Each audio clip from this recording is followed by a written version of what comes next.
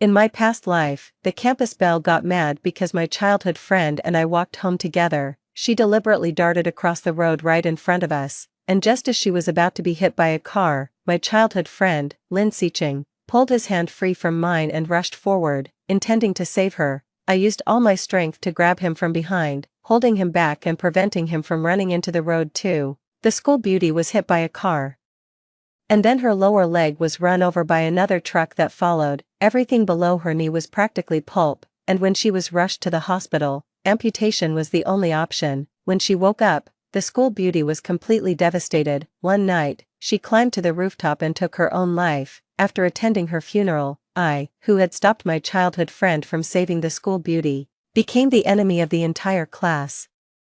My childhood friend hurt me in the abandoned classroom, yelling, "I've never met anyone as selfish as you. What right do you have to stop me from saving Luoli?" One by one, the students who were close to the school beauty before she died came over, slapped me, and kicked me with all their might. The verbal abuse and violence lasted for over 5 hours. They locked me in the abandoned classroom and left. For 5 whole days, no one found a trace of me, and no one came back to save me. In the end, severely wounded, I died there of thirst and starvation. When I opened my eyes again, I was back to the moment my childhood friend rushed to save the campus belle, seeing the familiar surroundings, then looking down at the clean, neat school uniform my mom had washed for me. Sicheng, danger, don't go. I wanted to stop him. Crossing the road is incredibly dangerous as it is, especially on such a busy stretch, right during rush hour when everyone's leaving work and school.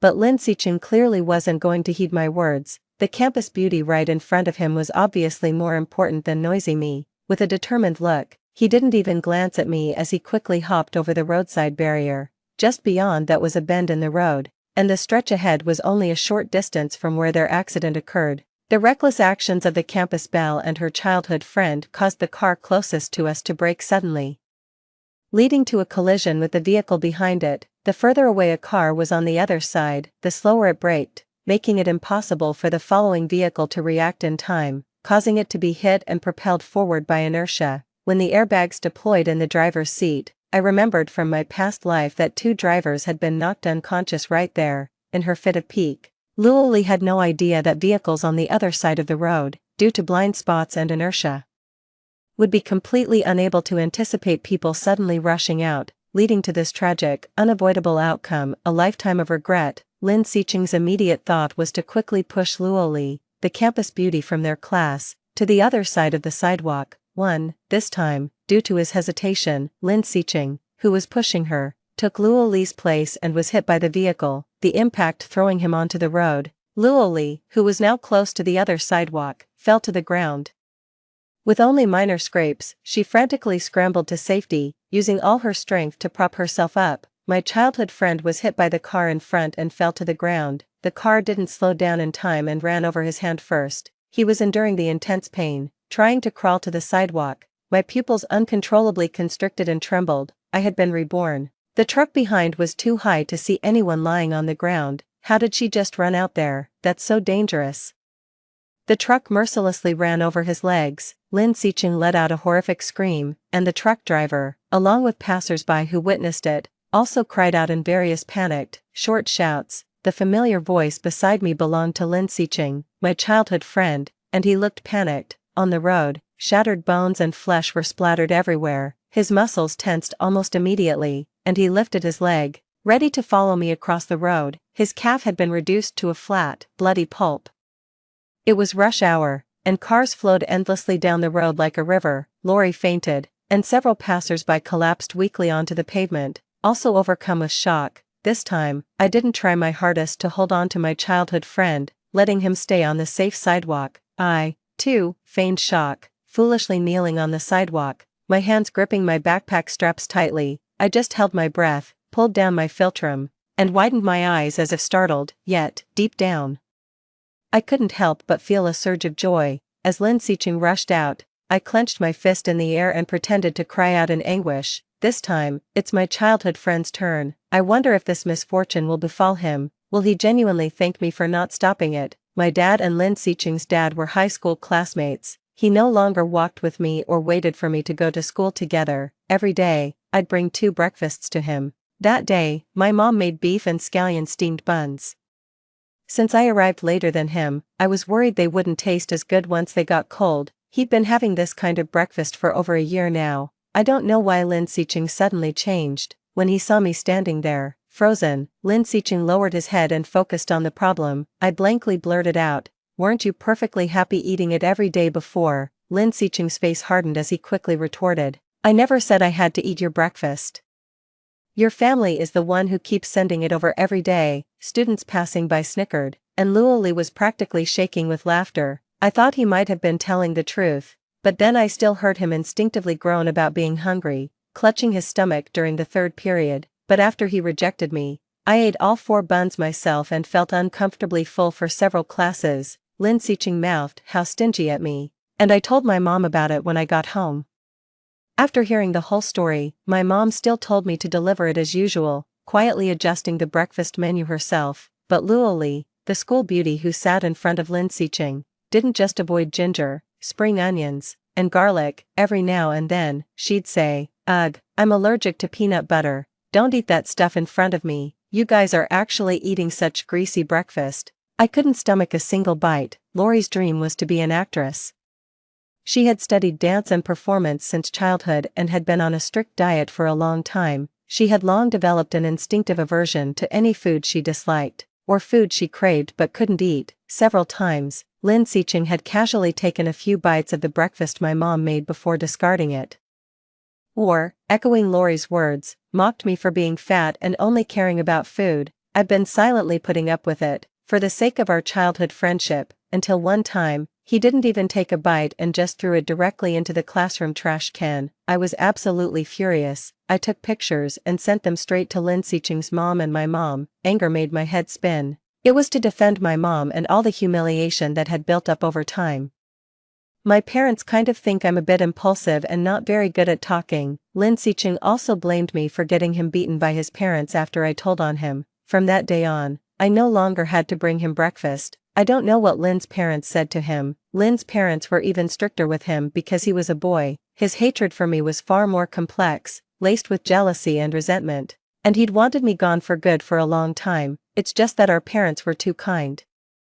Even holding on to romanticized notions of young love, in this fast-paced era, competition is the most common dynamic for kids my age and Lin Sicheng's. I knew that jaywalking wasn't just dangerous for pedestrians. We were in our most crucial year of high school. Senior year, I couldn't bear to see this peer, who had lived next door to me since childhood, lose his life or ruin his promising future.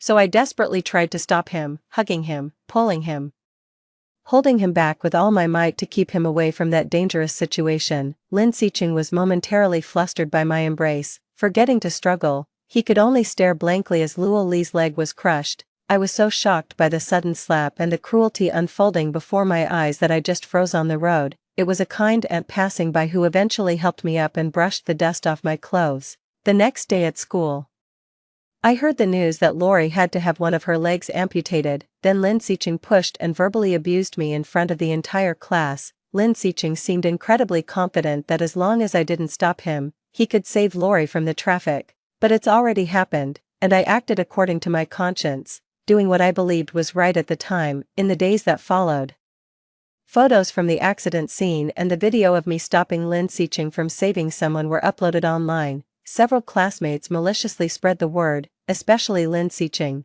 who, as the person involved, continuously twisted the facts. They shifted the focus to claim that I was jealous of Luoli because I was in love with Lin Sicheng. Her grades weren't good enough to begin with, so her goal was to get into an art school early through the art entrance exam. Taking the regular college entrance exam would be incredibly difficult for her, especially with her physical disability. Several friends from other schools, who had already been accepted into art programs through early recruitment, were posting celebratory videos and selfies on their social media. As Lori's dreams completely shattered, she saw even girls who weren't as talented as her getting accepted. She had a complete emotional breakdown, thinking about living the rest of her life so incomplete. Late one night, she climbed to the hospital's rooftop and jumped, headfirst. Resuscitation attempts failed, and she died instantly. The next day, the entire class was informed of the news and was emotionally affected. 02, especially Lin Sicheng. whose gaze at me was filled with hatred and malice. I kept begging for mercy and apologizing, telling them the truth, but they still wouldn't let go of me, this selfish person. Lin Xiqing repeatedly refuted me, saying, "It was you who stopped me from saving Luoli, otherwise she wouldn't be disabled, and she wouldn't have committed suicide. I never thought we'd end up living in the same neighborhood for so many years, practically bumping into each other all the time." I explained to him that anyone could have had an accident given the road conditions, so, our mothers became the best of friends. I didn't want Lin Xiqing to risk his life too.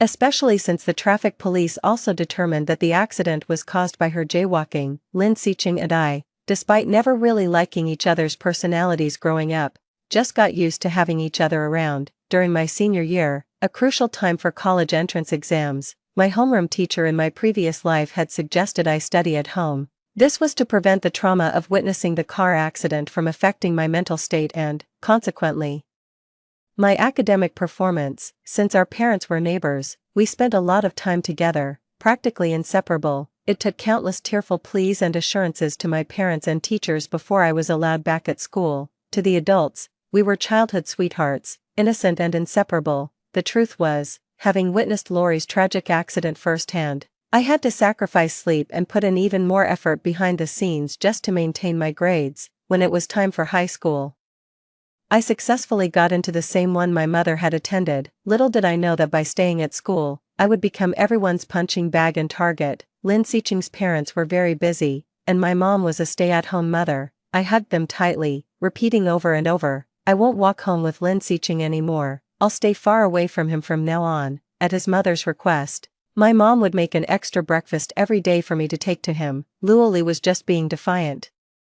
That's why they crossed the road together. My mom uses good ingredients, all natural, no artificial stuff or junk. I'll definitely stay far away from Lin Xiqing from now on, and never go near him again, especially since it's for kids. My mom makes everything even more carefully and deliciously than what you'd find at school or in restaurants. My parents were absolutely terrified, and they slowly started to realize the gravity of the situation.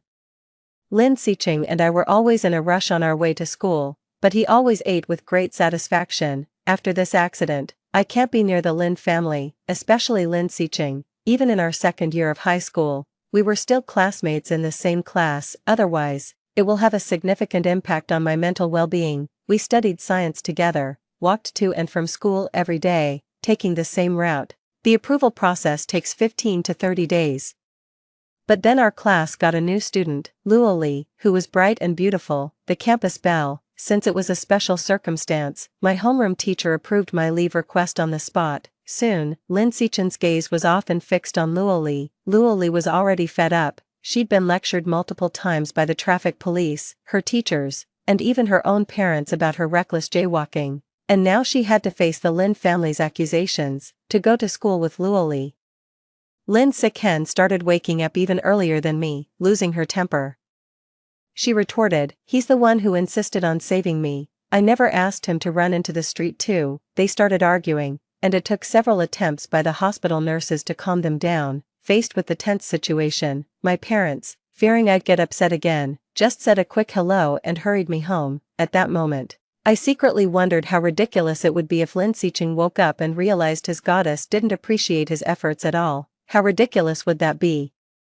Perhaps it was her inner turmoil and the accident that affected her. Luoli cried many times, and both her parents and Lin's parents urged her to visit Lin Xiqing more often in the hospital. After the accident, just like in her previous life, the incident quickly went viral online due to Lori's beauty. While official news reports blurred her face, many passers-by at the scene took photos and posted them directly on Xiaohongshu and Weibo. After handing it to him, I added a reminder. To make her appear more sympathetic, her parents also stayed for over 2 weeks, acting as if they were severely injured in the car crash. "It's beef and green onion filling today, eat up." During this time, influencer agencies had already approached them, planning to take a controversial, stormy route to fame, but the lowly suddenly looked at the bun in front of me with a disdainful and disgusted expression. After Lin Xiqing finished speaking to his parents, he looked at Lori, whose eyes were red, and said, thinking he was being cool, "I'm glad you're okay. I won't regret this." She casually remarked, "I absolutely hate strong-smelling things like onions and garlic. How can you even eat that?" my mother and I visited them then, and we saw Lori skillfully press the record button on her phone. Lin Siken, who had been flustered by my smile, then offered a small smile to the little girl. They talked a lot during their time in the hospital together. Suing. Take that away, don't gross her out. Many times, Lin Sicheng would reluctantly part ways with her, and Lori would still have that perfect, charming smile of a campus queen. Protected, Lori flashed a sweet smile, which made Lin Sicheng's eyes tremble slightly, but those people wouldn't let her off the hook. They pulled her into a few small group chats, demanding to know what was going on. I stood there awkwardly, feeling a bit lost. I took a look and saw the messages Luoli herself had sent to the small group, along with a few lines from Lin Sicheng, personally stating he didn't regret saving her, that got Luoli off the hook from her classmates' accusations of being reckless and causing harm. She even remembered to pull me into the group and at me to help her answer. They asked if I had personally witnessed Lin Sicheng voluntarily rushing out. She and Lin Sicheng had a certain kind of magnetic pull, a shared darkness that drew them together. After a long while, I vaguely replied, Sicheng, sigh. Lori must have been terrified, and I couldn't stop him. Someone below posted, Sicheng loves Lori, and I can't stop him. It was so childish, like elementary school kids, with several people copying and pasting the exact same message. My mom patted my shoulder and said, studying at home isn't like being at school with a dedicated learning environment. You need to be highly self-disciplined. From that day on, I reduced how often I checked my phone and focused more on my studies. However, the Lin family lived right next door, so I couldn't help but hear about some of the things that happened after Lin Sicheng's accident. During dinner and our family's evening chats, my parents would always keep me completely in the loop. If I get into that school, aren't you two coming with me? My dad, ever the pragmatist, said, if you can get in, then your mom and I will gladly follow. But he'd already opened a real estate app for City A and started browsing floor plans. My mom, always on my side, chimed in, it doesn't matter where Suga gets in, your mom and I will go wherever you go. Thinking about the horrific way I died in my previous life, I can't even begin to imagine how devastated my parents would be if they found out I was abused to death. Lin Sicheng and his accomplices will face legal consequences after my death, but since I've been reborn, I need to make him personally experience the painful consequences of not intervening, to prevent the tragedy that might befall me. Even though the grief from the accident has reduced the contact between our two families, one day, the caregiver had an urgent family matter and needed to take half a day off. My mom got a really long call from Auntie Lin, practically begging her to look after Lin Sicheng for half a day.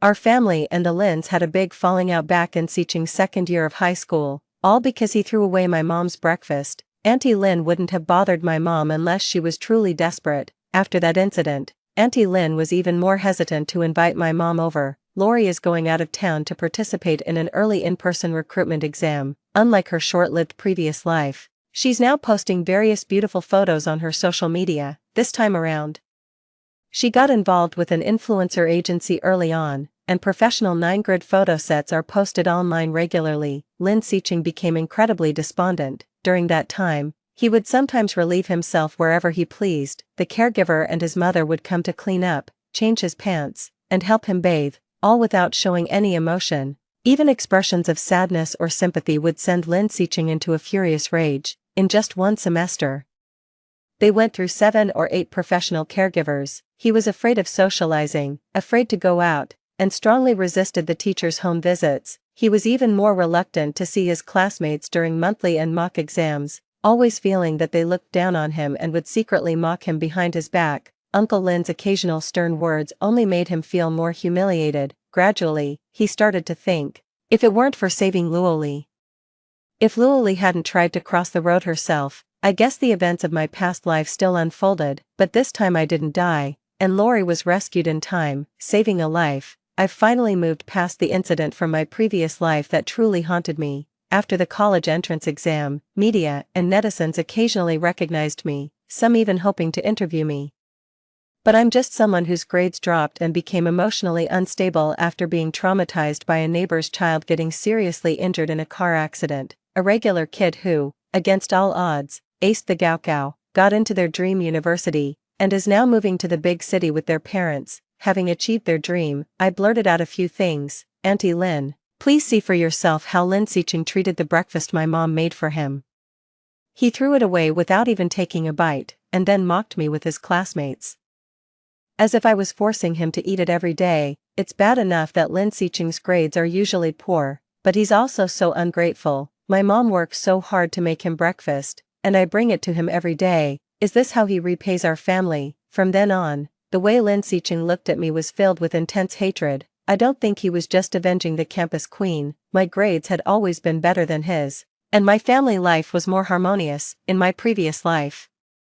Before they beat me up, I heard one of them say, "Suing, do you think getting into the top 10 in the whole school is something to be proud of?" Which led me to completely overlook how dangerous Lin Xiqing was, right there beside me. 3. In his past life, Lin Xiqing's desire to save Luoli was, to some extent, driven by a hero complex, completely disregarding the potential harm this could cause, not just to himself but also to other normal vehicles on the road. The people in those cars were also someone's father, someone's daughter, and so on. Hearing Lori's sharp cry of pain, he was furious. He ducked his head, broke free from my grasp, and then turned around and slapped me so hard that I fell to the ground, nose bleeding and lip split. It took a while for the passers-by across the street to react, but then they quickly started dragging Lori to a safer spot. They then pulled out their phones to call 911 and 999. While Lin Xiqing ran to the crosswalk ahead and crossed to the other side, his few words swayed the classmates around him, leading them to believe Luoli herself had darted into the road, that morphed into me disregarding her life and death, stopping Lin Xiqing from saving Luoli, who had accidentally run into the road. He looked at me with disdain. "Suing, I know you've liked me since we were kids, but you can't be this selfish." At that moment, I regretted it. I had stopped Lin Xiqing from saving Luoli. Rational netizens would comment that jaywalking is asking for trouble, and then they'd be called cold-blooded and heartless. I was cyberbullied, and then extreme netizens found me at my school and verbally abused me in person. At school, my entire class started to ostracize and bully me. As the college entrance exam approached, after Luoli woke up, she gradually began to try taking the regular exam. From that day on, I prayed every day, silently wishing I could go back to that specific day. If I could, I swear I wouldn't stop Lin Xiqing, because Lin Xiqing led the charge in isolating me. I wore headphones every day, numbing myself with endless practice problems. My grades weren't affected in the slightest. In fact, they even improved. Several of Luoli's friends, who were originally top students, also saw their rankings drop. After school, they took me to a classroom in the abandoned teaching building. They knew exactly what was going on, but out of loyalty, they ganged up and beat me, subjecting me to all sorts of malicious bullying and humiliation. Lin Xiqing's eyes were bloodshot as he roared at me, "How dare you score so well? Are you trying to get yourself killed? A girl getting such high marks? You people have no idea how hard we work." I lay on the ground, silently enduring the rain of fists and kicks. So that's how it is. Luoli's death was just an excuse for them. Lin Xiqing never wanted me to live. He didn't even want me to have a chance to take the college entrance exam. The other students around were also looking to eliminate a competitor, with a valid excuse. Of course, they had to ruin what they considered the most reasonable thing. Eventually, they all had their own things to do and left one by one. Meanwhile, Lin Xiqing continued to viciously beat me for over 5 hours. I don't know how I got through it, starting with those agonizing screams.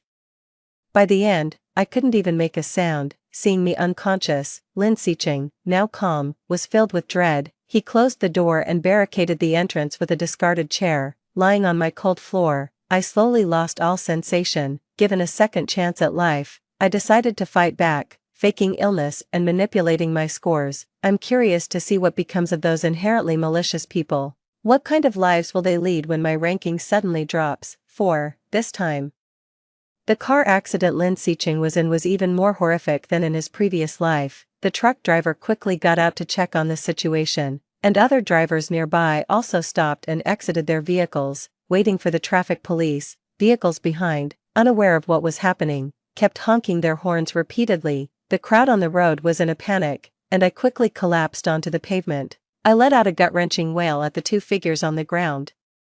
As if my mind had been severely traumatized, just like in my previous life. There was a kind aunt nearby, and my grandma held me, my eyes red from crying, constantly reassuring me not to be scared. Hearing my cries, Lin Xiqing, whose face was contorted in pain, also noticed my breakdown. Lori slowly came to her senses, cautiously trying to approach Lin Sicheng from a safe distance, but fear still flickered across her pale, anxious face. I screamed hysterically at them. "It's all your fault, Lori. Why did you jaywalk? Do you have any idea what Sicheng sacrificed to save you? If something happens to Sicheng, what will become of his family? He's his parents' only son." "Fine, I'll never walk home with Sicheng again, I'll stay away from him for the rest of my life. Are you happy now?" Everyone around heard it loud and clear, quickly concluding it was an accident stemming from a high school love triangle. Lori stood up, wanting to defend herself, but no words came out. It was true. Seeing Lin Sicheng and me walking home together, a rare sight, especially for someone like her who had always been doted on by boys, faced with the prospect of her most loyal and handsome admirer leaving her, she deliberately threw a tantrum and made that joke, hoping to make Lin Sicheng feel she was more important. Her fair skin was covered in scrapes and bleeding. As an aspiring actress, her appearance was her most prized possession, even as she was being rushed to the hospital.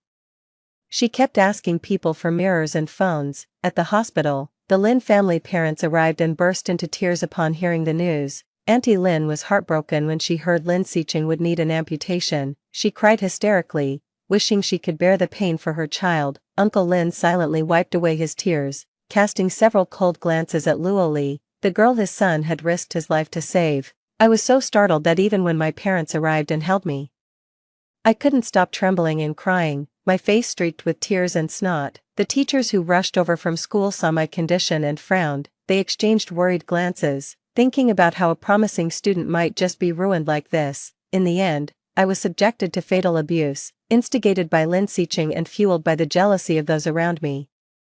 This time, after a moment of contemplation, my teacher suggested I homeschool. I silently shed tears and nodded. My mom, her eyes red, gently brushed the stray hairs from my forehead. "You've always been such an easy child, never causing any worry. You must have been truly terrified this time." My dad sighed. "Susu, don't be scared, your mom and I will support you homeschooling. Remind me to complete my monthly reports and regular home visits while I'm at home." And reminded my parents to supervise my study progress and ensure I attend the monthly school exams and necessary mock tests. My parents took me to the hospital for a psychiatric evaluation, and only then did they drag me to say goodbye to Lin's parents. Lin Sicheng was still in surgery, fighting for his life. His parents sat on chairs outside, overwhelmed with grief. Raleigh, looking utterly bewildered, was shielded by her parents as they apologized on her behalf. Lin Sicheng must have mentioned Raleigh to his parents, which explained the confusion in Raleigh's eyes. She was somewhat at a loss to understand the undisguised resentment and coldness in the Lin parents' eyes towards her. Even though her parents had made her apologize and agreed to cover the surgery costs, they were still so angry. 5. His pant legs, from the thigh down, lay flat on the hospital bed, and one sleeve of his gown was empty. "Lori, are you crying for me?" When Lin Sicheng woke up, he saw Lori in tears before him. His first words were to confirm his heroic deeds with Lori, hoping to make the foolish accident seem less pathetic, completely ignoring the agitated Lin family parents beside them. Auntie Lin recalled the hurtful words Lori had said after their argument with her family. "You know stop talking," Uncle Lin cut her off. He didn't want his son to wake up and realize he had saved someone who wasn't genuinely grateful. Lori's injuries weren't actually severe, mostly scrapes and a sprained ankle. What she needed more was to calm down from the fear of witnessing the car accident up close. As an art student, once Luoli recovers from her injuries and attends the on-site admissions, she's bound to attract a lot of cameras and media attention. Lin Sicheng, having just woken up from the car accident, had no idea what was going on. He was still basking in the glory of having saved the campus beauty. Lin Sicheng harbored some unrealistic fantasies, imagining that Luoli might offer herself to him, dedicating her life to repaying his kindness. He quickly interjected, "Dad, Mom, please don't blame Luoli. I was the one who wanted to save her." I guess Lori must have recorded a lot of Lin Sicheng's willing words to save her. After she returned to school early, I quickly learned about the impact of those recordings from our class's group chat. Many of Lin Sicheng's good buddies from class, out of loyalty, went to ask Lori what was going on. Lori initially didn't want to go to school, so she applied for a leave of absence to self-study, preparing for the art entrance exam half a year earlier than other art students. To protect her reputation, Lori even claimed she was already close to the other side of the road, implying that even if Lin Sicheng hadn't saved her, she probably wouldn't have been seriously hurt. I know Lori is actually quite mean. From little things like turning up her nose at my breakfast to forcibly borrowing other classmates' umbrellas when it looked like rain, only the boys in our class, like a bunch of simps, thought she was a particularly good girl. For her, being selfish and twisting the facts after an accident is a form of self-preservation. 6. After Lin Sicheng started high school, his parents' work schedules became very demanding. His family had no choice but to hire a caregiver for him, taking over themselves after work. Due to a traumatic experience, I had to be homeschooled. At a time like that, my parents naturally prioritized their own, so they weren't about to rush off to take care of someone else's child. At home, my parents still need to supervise me according to the study schedule set by the teacher, and prepare a detailed report on my progress for the teacher's regular home visits. However, after I intentionally kept my scores low on the monthly exam, my parents still looked quite worried. They didn't dare to say, "How come you did so well on the past papers at home, but your grades dropped at school?" They only mentioned it briefly. I was just pretending to be fragile on the surface, but in reality, I was constantly urging my parents to look at houses in City A. When my mom brought this up, she was so careful, worried I'd get emotional just hearing Lin Sicheng's name. I put on a pitiful, scared act. "Mom, please come home early, I just can't go over there." My mom was heartbroken, even though she sympathized with what happened to the neighbor's kid. My own monthly exam scores took a direct hit. Taking tests at home, in a familiar environment, was fine, but as soon as I got to school, I'd just fall apart. That made them resent Lin Sicheng quite a bit. My mom had just arrived that day when she ran into Lori. Turns out, Lin Sicheng had also called Lori over. After asking around, my mom figured Auntie Lin was just following Lin Sicheng's instructions. He'd called Lori first, and after being strung along for over an hour, unsure if she'd show up, he finally called my mom. Lori had been called away from her art exam prep class on short notice, so she was a bit annoyed. It was only because of the life-saving favor, and the fact that Lin Sicheng was difficult to deal with and he feared gossip, that he still came. They still arrived a bit late. After entering, he was about to exchange a few customary pleasantries when Lin Sicheng suddenly frowned, his body subtly twisting uncomfortably. He needed to use the restroom, but his pride wouldn't allow him to say it out loud in front of Luoli. Lin Sicheng wouldn't want my mom, a stranger, to personally help him take off his pants. Luoli was actually very reluctant, muttering to herself about having to attend recruitment exams and how she wouldn't be able to visit often anymore. She even brought up my homeschooling with my mom, who, with a worried expression, told them a few words about my declining grades, which concerned them greatly. Luoli exclaimed dramatically, "Oh my God, Suing used to be so good at school, what are we going to do now?" My mom sighed several times. "There's nothing we can do, we can't force her to go to school. Maybe she'd just be reminded of how well Sicheng used to do in class and feel secretly sad." Lori tried to comfort my mom. "Talking nonsense. Maybe she'll do better if she takes the college entrance exam at a different school." My mom's brows furrowed. "What can I say? I hope so. Her grades have dropped so much, even her teachers are worried. They said some of the boys who were originally unremarkable are now outperforming her." Lori had clearly been somewhat brainwashed by others' malicious comments. "Oh, Auntie Sue, when I was little, I also heard that girls couldn't outperform boys in high school, which is why I chose to pursue art. Suing is quite pretty too. It's a shame she's not going down that path." Lin Sicheng, having heard what he wanted to hear, was even less inclined to interrupt my mother's worrying. As they were talking, Lin Sicheng suddenly struggled on the sofa, trying to get to his wheelchair. But he wanted to hear everything they were saying about me, intending to relay it all clearly to his parents. By the time they realized what was happening and unskillfully pushed him to the restroom, in a moment of panic, a strong stench and viscous, unknown matter dripped down his pant leg. There were several mysterious bulges behind Lin Sicheng's backside. A little while later, damp stains started seeping through the front of his pants. He had an accident right in front of his crush, Lori, and my mom. A foul odor permeated the air, lingering stubbornly.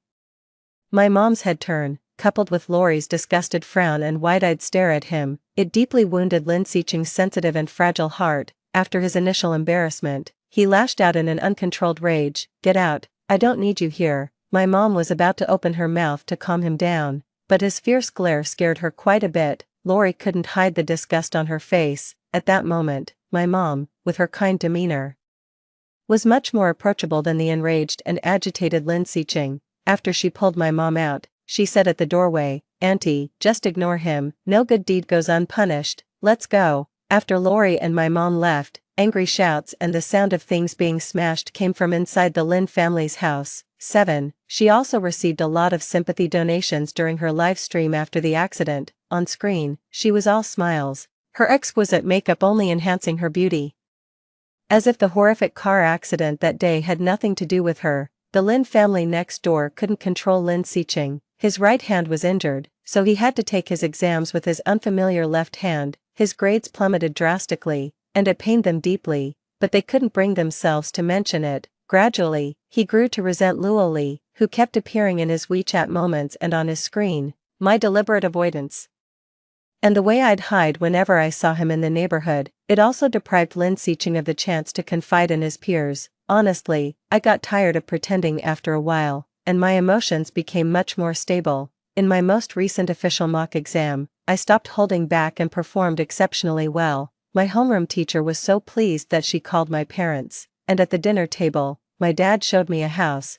In the eyes of my parents and teachers, I had finally overcome my psychological barriers, and getting into a top university was within reach. He had genuinely found the perfect house for me in City A, and my mom hugged me, promising to pay the deposit as soon as I got accepted. Once the college entrance exam results are out, our whole family will move there as soon as possible, and we'll continue our happy life together. That day, in both the class group chat and smaller chats, they started discussing, "Lori is missing.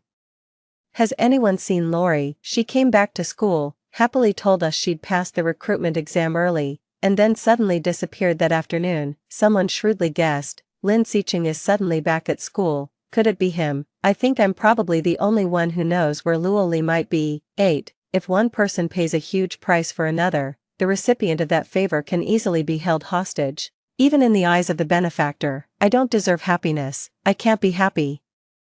Even if I catch a small break, I can never be luckier than those who've helped me. Yet, Rory, who also personally experienced the tragedy of that accident, has been doing incredibly well lately. After seeing the message, I immediately called the homeroom teacher and told them Rory might be in the abandoned classroom. Lynn Seaching had mentioned that location to me before. The next morning, the class group chat exploded.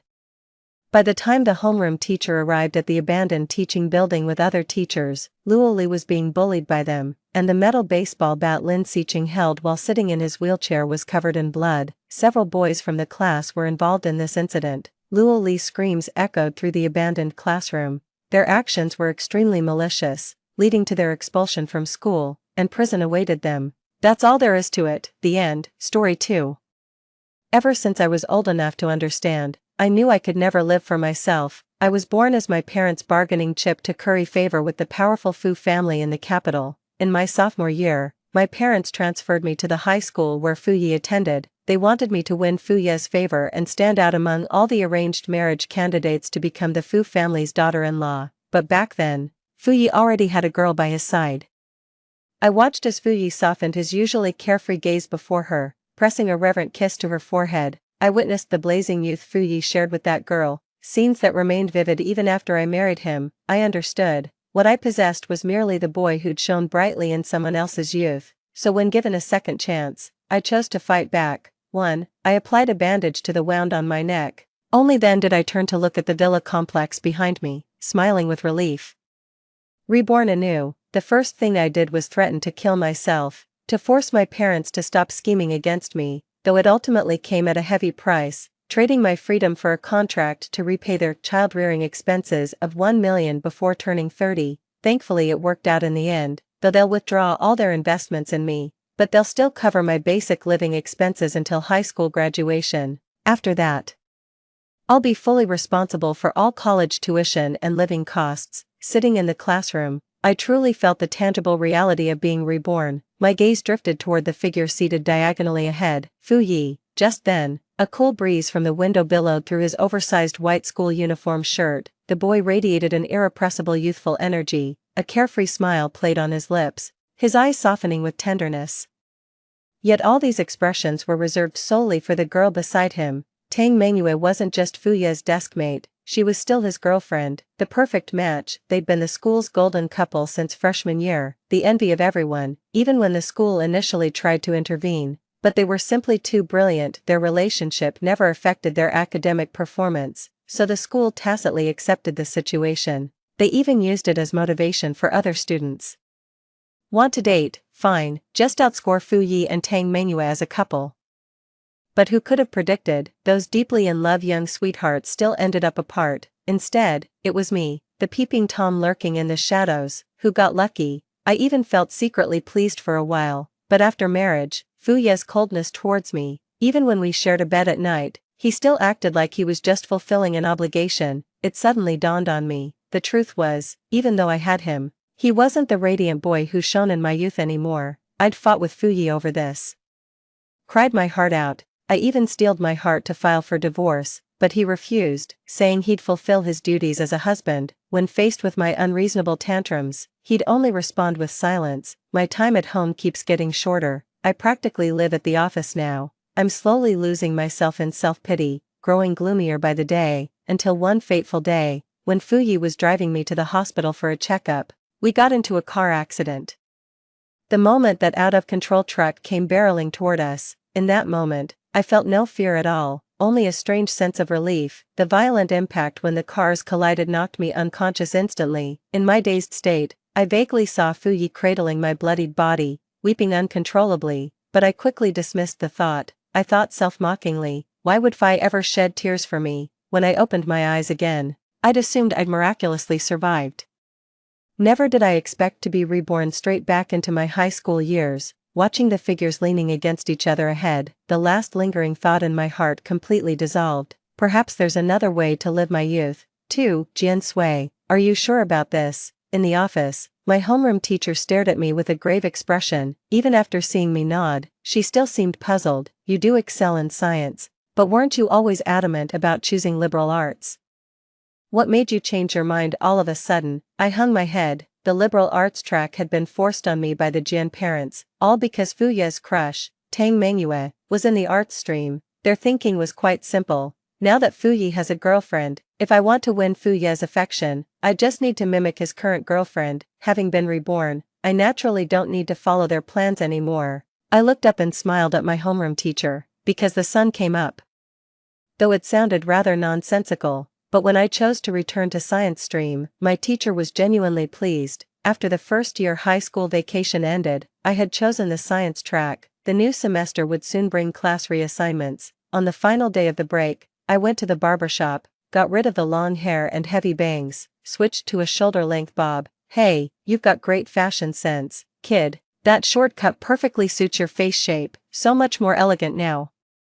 After finishing my haircut, Tony the stylist lavished compliments while looking at my reflection in the mirror. Seeing my refreshed look in the mirror, I smiled with satisfaction. First day back from vacation, classmates immediately gathered around, staring at me with amazed expressions. Jian Sui, you cut your long hair. The short hair looks amazing on you. Totally different vibe, right? Like that badass female scientist from zombie movies. The chattering voices of classmates caught the attention of Fu Yi, who'd been resting his eyes at the front desk. He merely cast a casual glance over his shoulder before turning away. My parents' wish for me to marry into the Fu family is nothing but their own wishful thinking. Our family isn't even in a position to speak with the Fuss as equals now. Even getting information about Fu Ye's school took them considerable effort. So even though I was fed a lot of information about Fu Ye's preferences since childhood, I've never actually interacted with him. To Fu Yi, I'm just a complete stranger, and that suits me perfectly. It's best if we remain strangers. High school life passed in the blink of an eye. Before I knew it, I was already a sophomore. During freshman year, I thoroughly reviewed the knowledge gaps from my past studies. Now I've finally regained my previous academic standing. In my past life, my science grades consistently ranked within the top 10 of my grade before class streaming, but now, with the advantage of my past memories, I've broken into the top 5 academically. Even during sophomore year's opening exams, I actually made it to second place at one point. Only Fu Yi managed to stay ahead of me. Damn, brother Yi, your top ranking might be in jeopardy. This Jian Sui is actually in your class, right? Are you close with her? A crowd of students gathered around the honor roll to check the rankings. I happened to overhear Fuya's conversation with his friend. After Fuya's friend finished speaking, Fuyi didn't respond immediately, just stared blankly at the scores on the honor roll. There was only a 5-point gap between us. He kept staring for over a minute before finally turning away, tossed a casual "we're not close" to his friend. During a math class shortly after the start of sophomore year, the math teacher gave us an Olympiad-level problem. It served as a qualifying test for the math competition team. I'd been wanting to join math competitions ever since choosing the science track. After all, only by climbing higher can I truly expand my horizons. That's what adds a fresh hue to my youth. Problem after problem, until the very last one, the practice questions alone filled the entire blackboard. Just as the whole class fell silent, I raised my hand, solved the problem flawlessly. The classroom instantly erupted in chaos. 3. Holy crap, Jian Sui's a legend. Even Fuyi couldn't crack this problem. At this rate, Jian Sui overtaking Fuyi for the top spot in our grade is practically a done deal. Seriously, Jian Sui's improvement is insane. She's radiating such academic goddess energy now. My sapiosexuality is acting up. Sapiosexuality my ass, you just think Jian Sui's hot. The classmates were bantering back and forth when suddenly someone blurted out, "Hey! Do you think Jian Sui and Fuyi would make a good couple? They're both really good-looking and top students too." Hard to say, even though we're all classmates, but I've never seen Jian Sui and Fuyi interact. They don't even seem to talk to each other. Besides, Fuyi already has a girlfriend. Look at Fuya's girlfriend, she's nothing like Jian Sui. He probably doesn't go for that type. No worries, I'm into someone like our Jian Sui. Get lost. Do you really think Jian Sui would even look your way? I overheard all the classmates' gossip, but inwardly, I just smiled faintly. It didn't bother me in the slightest. While working on the competition problems, I failed to notice Fuyi in front turning to glance at me with an inscrutable expression. The eve of the competition coincided with midterm exams, and it was during these very midterms I surpassed Fuyi to claim the top spot in science subjects.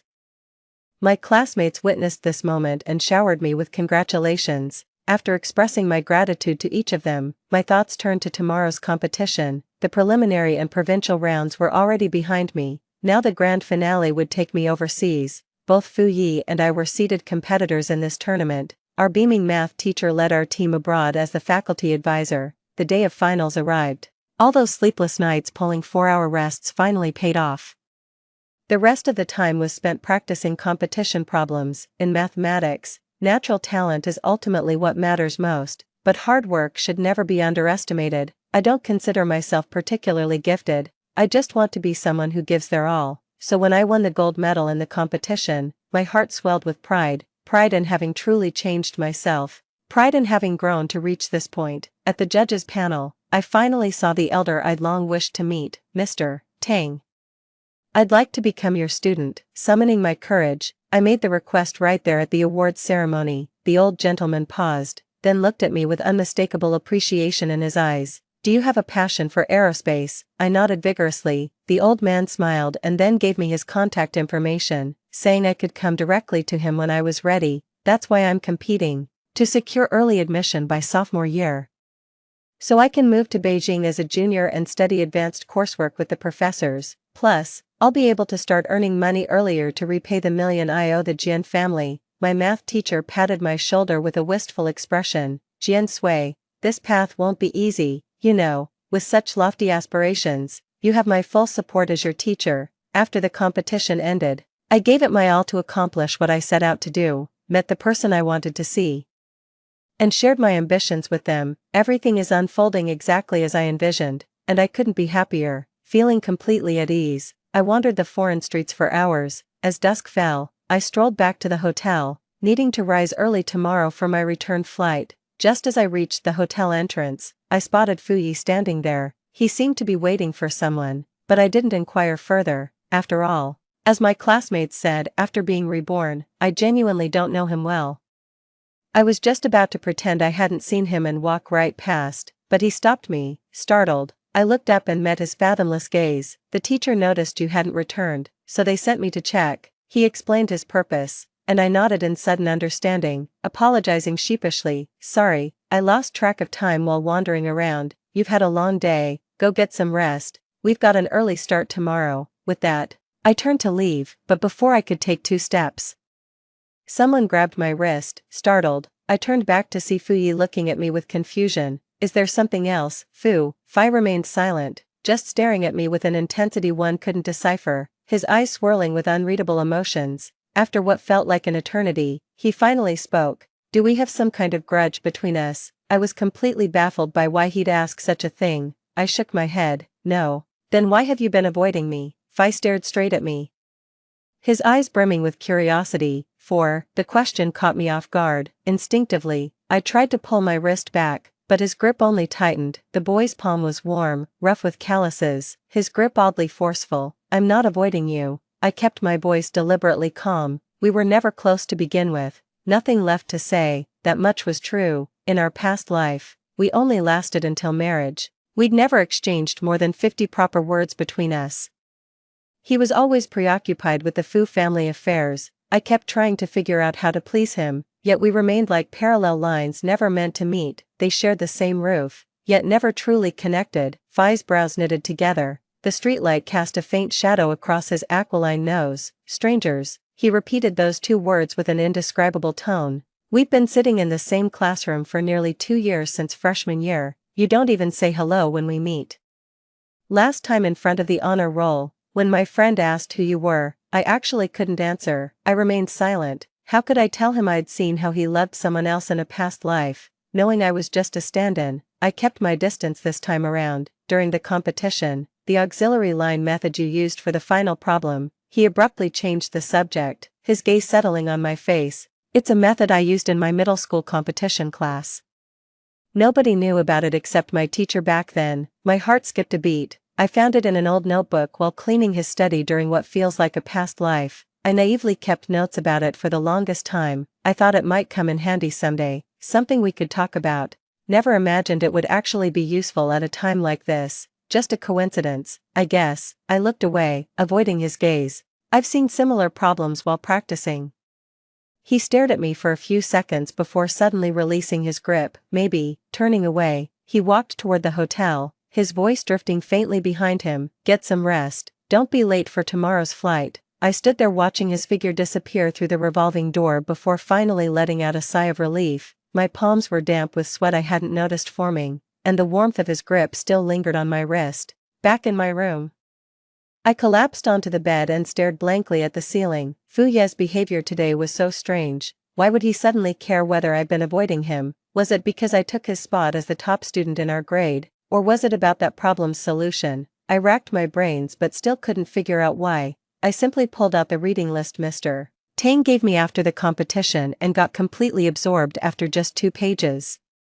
The knowledge of aerospace is like a vast sea of stars. Once you dive in, nothing else seems to matter. Life returned to normal after coming back home. 5. Every day was spent attending classes, grinding through practice problems, and camping out at the library, with occasional part-time jobs for pocket money. The early admission slots for senior year have been finalized. As long as I maintain my current grades, I'll be heading to Beijing next year without a hitch. Jane's parents called me twice. Their tone was probing, asking if I'd reconsider choosing liberal arts. They mentioned the Fu family was expanding into new ventures, and a daughter-in-law with humanities background would fit better. I hung up immediately, and they never called again. Tang Mengyue actually reached out to me once. That day after school, she stopped me at the entrance of the teaching building. She was wearing a pink dress with her hair cascading down her shoulders, looking gentle and lovely. Jian Sui, could I talk with you for a moment? I froze for a second, wondering why Tang Mengyue had approached me, but I nodded anyway and followed her to the camphor tree by the playground. Do you have feelings for Fu Yi? She got straight to the point, her eyes glinting with wariness. I was taken aback, confused. Why would you ask that? I barely even know him. Did you hear some gossip or something? Then why do you always compete with him for first place? Why did you use his old problem-solving method during the competition? Why the sudden haircut and makeover? She fired off questions in rapid succession, her voice tinged with grievance. You were never like this before, you never fought over anything with anyone. Only then did I realize that, in her eyes, all these changes I'd made were for Fu Ye's sake. In my past life, that had indeed been the case. Her intuition wasn't wrong, just the timeline was off. Tang Mengyue, I looked into her eyes and said earnestly, I did all this for myself. I want to test into Beijing and study aerospace under Professor Tang. I want to pay back what I owe my family with my own earnings. This has nothing to do with Fu Yi. She clearly didn't buy it, biting her lip as she said, then why do you always avoid him? Why are you afraid to talk to him? Because there's no need. I shrugged. We were never from the same world to begin with, and our paths won't cross again. Don't worry, I have zero interest in Fu Yi. What more do you want? I'm actively avoiding him, with zero interaction. There's no way anything could develop between us. Why are you being so paranoid? With that, I turned and walked away without looking back. Her tearful voice called after me, saying something I couldn't, and didn't want to, make out. Truth be told, I felt a pang of disappointment too.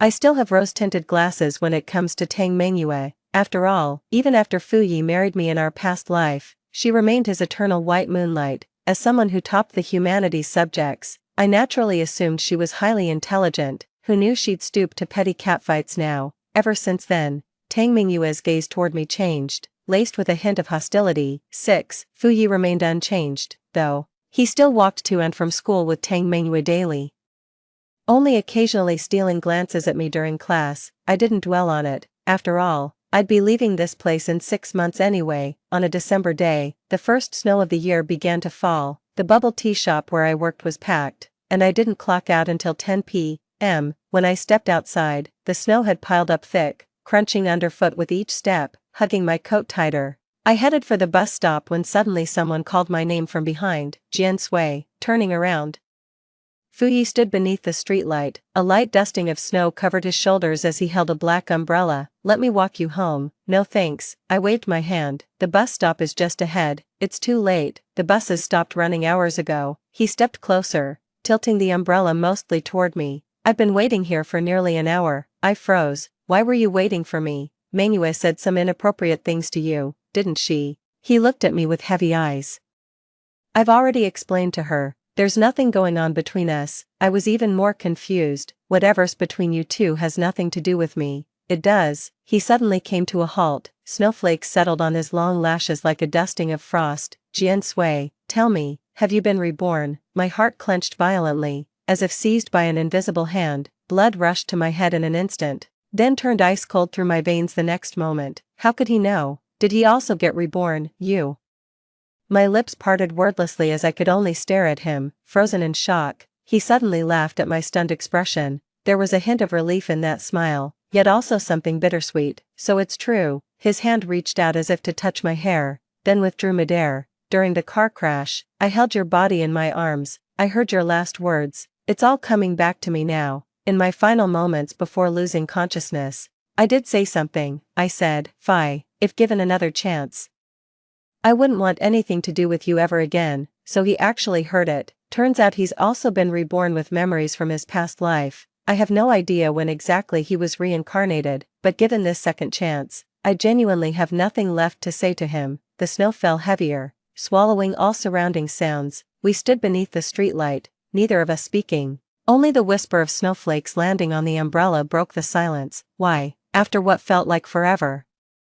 He finally spoke hoarsely. Was I not good enough to you in our past life? 7. As I looked at him, an absurd feeling suddenly washed over me. Shouldn't he know damn well how he treated me in our past life? Fu Yi. I took a deep breath, struggling to keep my voice steady. Whether you treat me well or not doesn't matter. What matters is I refuse to live that way anymore, walking on eggshells every single day, obsessing over your preferences until I nearly forgot my own name. One taste of that life was more than enough. I can tell you've always regretted not marrying Tang Mengyue in your past life. Now that you're reborn, isn't this your chance to make things right? We were miserable together in our last life. Why cling to me now? His face turned pale, lips pressed into a thin line. So all the changes you've made in this lifetime were just to avoid me? Not entirely. I shook my head, mostly for my own sake, though avoiding you was part of the plan. He fell silent, his eyes brimmed with a storm of emotions, loneliness, confusion, and a sorrow I couldn't quite decipher. But I remember, he said suddenly, his voice barely above a whisper, I remember how we were after we got married. You always cried secretly at night. I thought you were after the Fu family's shares, craving higher status, until that car accident day, when I held your lifeless body in my arms. Only then did I suddenly remember. Your eyes used to shine when you first married me. My tears fell without warning. Oh, how happy I was when I first married him. thought I'd finally gotten everything I ever dreamed of, believed just a little more effort could melt his heart. Looking back now, I was such a naive fool. Fie, it's all in the past now. I wiped my tears and forced a smile. In this lifetime, you focus on being with Tang Mengyue, and I'll walk my own path. It's better this way, we won't interfere with each other. With that, I brushed past him and stepped into the snow, never looking back. This time, he didn't stop me. In the days that followed, Fu Yi truly never contacted me again. 8. We attended the same classroom lectures, yet an invisible chasm lay between us. With neither acknowledging the other, Tang Mengyue started looking at me with much kinder eyes, occasionally even flashing me a smile. I poured all my energy into both studies and part-time jobs. During Spring Festival, I stayed behind working overtime at the bubble tea shop to earn triple pay instead of going home. On New Year's Eve, my boss gave me a red envelope and treated me to hot pot. "Young lady, you're working so hard. What are you aiming for?" the boss asked while dipping meat into the hot pot. I took a sip of cola and replied with a smile, "I want to get into a university in Beijing to study aerospace." "That's an admirable ambition." The boss gave me a thumbs up. "If you really make it big someday, don't forget this little shop of mine." I burst out laughing, feeling warmth spread through my chest. This is the life I've always wanted, simple, free, and full of promise. The official admission notice arrived at the end of March. I went to the office with the notice to see our homeroom teacher, only to run into Fu Yi there. He was holding a study abroad application. "Looks like he's planning to attend university overseas. Congratulations," he said first, his tone flat and unreadable. "Same to you." I nodded, took the documents from the homeroom teacher, and turned to leave without another word. "Jian Sui," he called after me again. I stopped in my tracks but didn't turn around. "That million," he said, "I can help you repay it." I turned around and looked at him. "Fu Yi, do you still not understand? What I want isn't money, nor the position of the Fu family's young mistress. I want my own life." He looked at me with a complex expression in his eyes, as if he'd finally understood something. "I'm sorry," he murmured. It was the first apology he'd ever given me, in this life or the last. I paused, then smiled. "It's okay. It really doesn't matter anymore. All those grievances, the resentment, and the countless nights of weeping dissolved into thin air with those 3 words." In mid-April, I received Professor Tang's reply, telling me I could visit him in the capital during summer break. I immediately quit my job at the bubble tea shop and started packing. The weather was perfect on my last day of school, with bright sunshine. Carrying my backpack, I walked out the school gate and spotted Fu Yi and Tang Mengyue standing nearby. Tang Mengyue seemed upset, staring at the ground as if lost in thought. Fu Yi noticed me and waved. I hesitated for a moment before walking over. "I'll be leaving next week," I said. "To Capital City?" Fu Yi asked. 9. I nodded. "Safe travels." He looked at me with calm eyes and said, "Keep going. I believe in you." "You too," I replied with a smile before turning away. After walking some distance, I glanced back to see them still standing there. Sunlight bathed them like a still from a teen romance drama. This time, I felt neither envy nor jealousy, for I knew my own life had begun to shine with its unique radiance. After arriving in the capital, I began studying under Professor Tang. My days became fulfilling yet hectic, shuttling between laboratories and libraries. I took out a student loan and picked up a tutoring gig. It covers tuition and living expenses, plus I can save a bit each month to gradually pay off that million. Also, I've been working on a new project with old Tang recently. Once the patent gets approved, I'll be able to earn that million back in no time. During my free time, I occasionally hear updates about Fu Yi from former classmates. They say he went to a top university abroad, that he broke up with Tang Mengyue, and that the Fu family business keeps expanding. I just listen without any particular feelings. A year later, I saved up my first sum of money. The money was transferred to Jane's parents' bank account. They never called, probably gave up on the arranged marriage idea completely. 2 years later, I was giving a presentation at an international aerospace forum. That's when I spotted Fu Yi in the audience, dressed in a suit. He looked far more mature than in high school, accompanied by what appeared to be an assistant. After the presentation, he stopped me. "That was excellent, thank you," I smiled. "I heard you're looking for investors." He said, "I could back you." I frowned, stared at him for a moment, then shook my head. "No need." 10. But basic living expenses will still be covered until I graduate high school. He stopped me. "Consider it, paying a debt from my past life. Please, just give me this chance." He looked at me with eyes that held both relief and reluctance. Jian Sui, I have my own company now. It's also in the aerospace field. Maybe we'll have opportunities to collaborate in the future. I paused for a moment.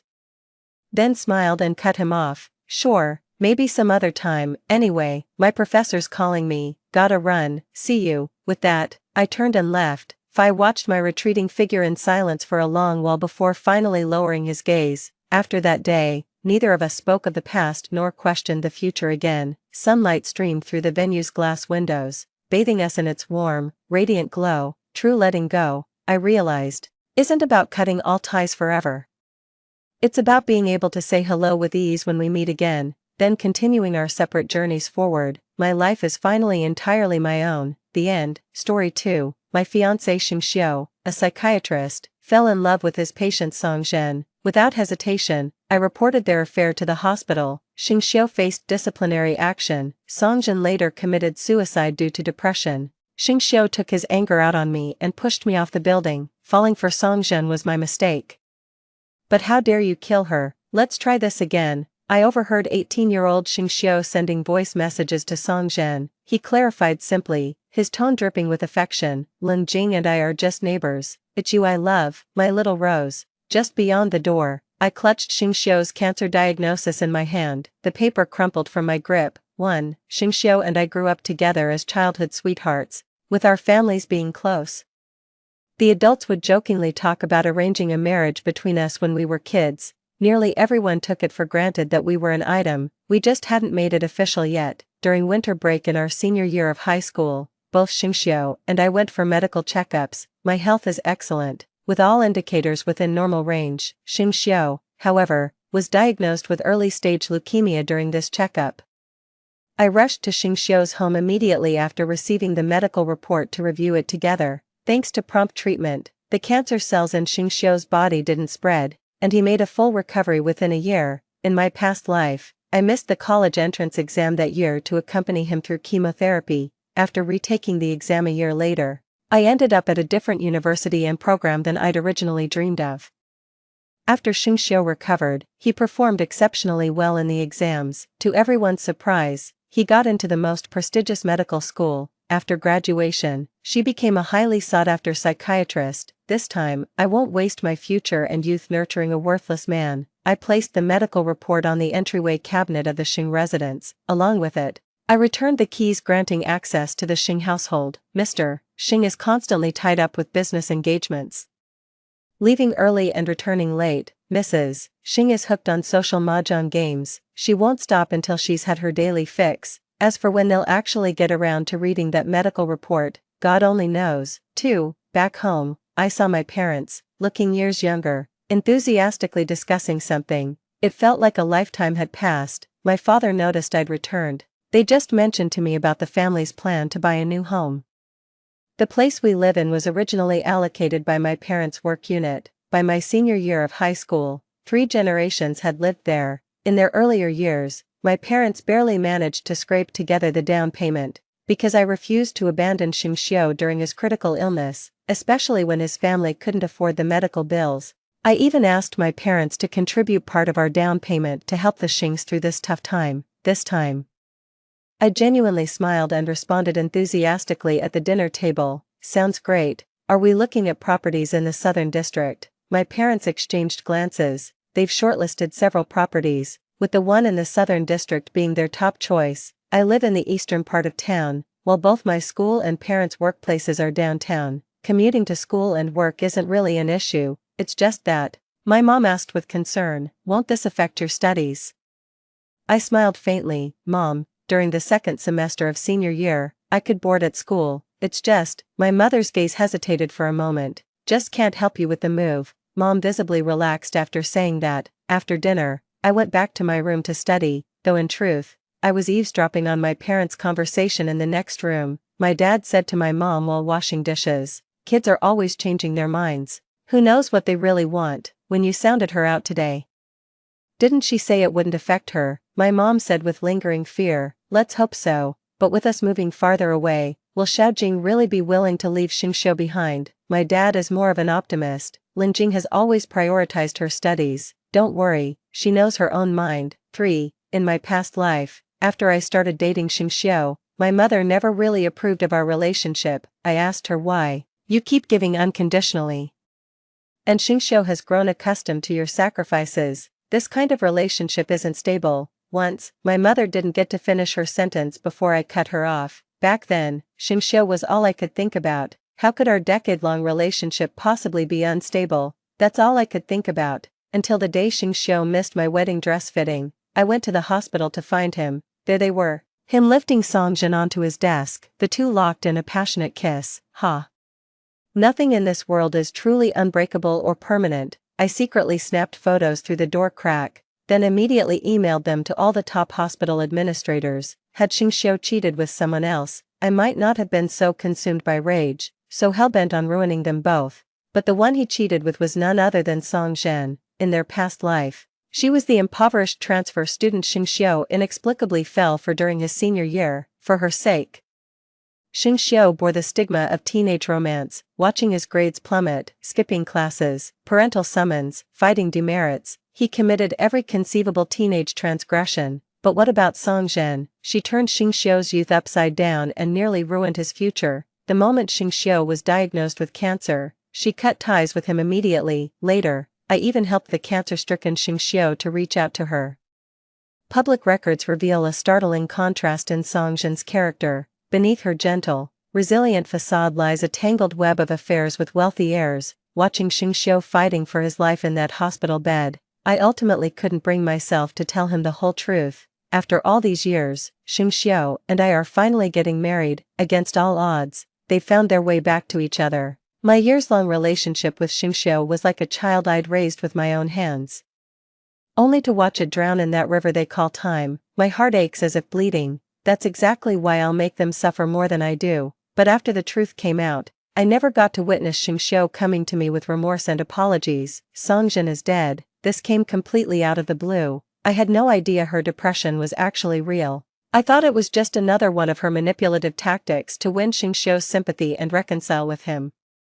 Just like in high school when she pretended to be a pitiful scholarship student, only to be seen hopping into a parked Kian around the corner. She's a master at these games, yet Xingxiu blamed everything on me. He argued with me. Falling for Song Zhen was my mistake. But how dare you kill her? I fired back without backing down. You're blaming me for her death. Why not admit your incompetent medical skills failed to cure her? Xingxiu, is this your idea of medical ethics? Treating depression by taking patients to bed. You're engaged. She knew you were getting married. You two messed up first. So why is everything suddenly my fault? Xingxiu laughed through tears, his sanity hanging by a thread, yet that didn't stop him from shoving me straight out the window. 4. The weightless sensation of plummeting from great heights. Everything aligned perfectly with my dream. I screamed in shock, my voice failing me, hearing my cries. My parents rushed into my room to comfort me. Calm down, what's wrong? Don't be afraid, it was just a dream, just a dream. I looked up at my concerned parents, wiping the sweat from my forehead. Mom, Dad, can we move out sooner? My parents exchanged glances and agreed for now. After being reborn, I had two modest goals. First, wait for Xingxiu to die. Second, tell him to get lost. 5. I stayed holed up at home until the new semester began. When Xingxiu messaged or called, I'd just read without replying. I muted all group chats involving him. Since he lived just upstairs from me, he came to visit several times. Either he got the door shut in his face, or my parents would brush him off with excuses. Xingxiu was acting strange. I used to revolve my whole world around him, making him the center of my life. My sudden disappearance must have left him unsettled, but soon, Song Zhen became the center of his world. His social media unexpectedly filled with dawn vegetable harvests in the suburbs, snapshots of sunrise from produce carts, quirky market vendor stories. For secure document protection, choose Xiaohu Bot. Reliable, trustworthy, and hassle-free. Yet during the critical Gaokao year, he'd still trek from downtown to Song Zhen's rural home to help out. While all students burned the midnight oil preparing for college entrance exams, he basked in the morning sun of the suburbs, toiling in the fields. My eyes bloodshot, I revisited mountains of past exam papers, scrambling for every precious point. At the market, he haggled fiercely with customers over every penny for a pound of vegetables. Between the lines of his social media posts, a shift in perspective became evident. those carefree days of focusing solely on studies struck him as dreary, suffocating, and mind-numbingly dull. Yet the simple transactions at the wet market seemed vibrant, warm, and brimming with life to his eyes. I couldn't tell which was true. Was Songjin genuinely this captivating, or had Xingqiu's brain cells been hijacked by cancer? He's blocked his parents and teachers on social media, while sharing everything openly with classmates and friends. His close friends wouldn't just stand by watching him spiral out of control. When they tried to talk sense into him, he ended up convincing them to buy extra groceries before leaving. They had no choice but to seek help from teachers, Xingqiu's parents.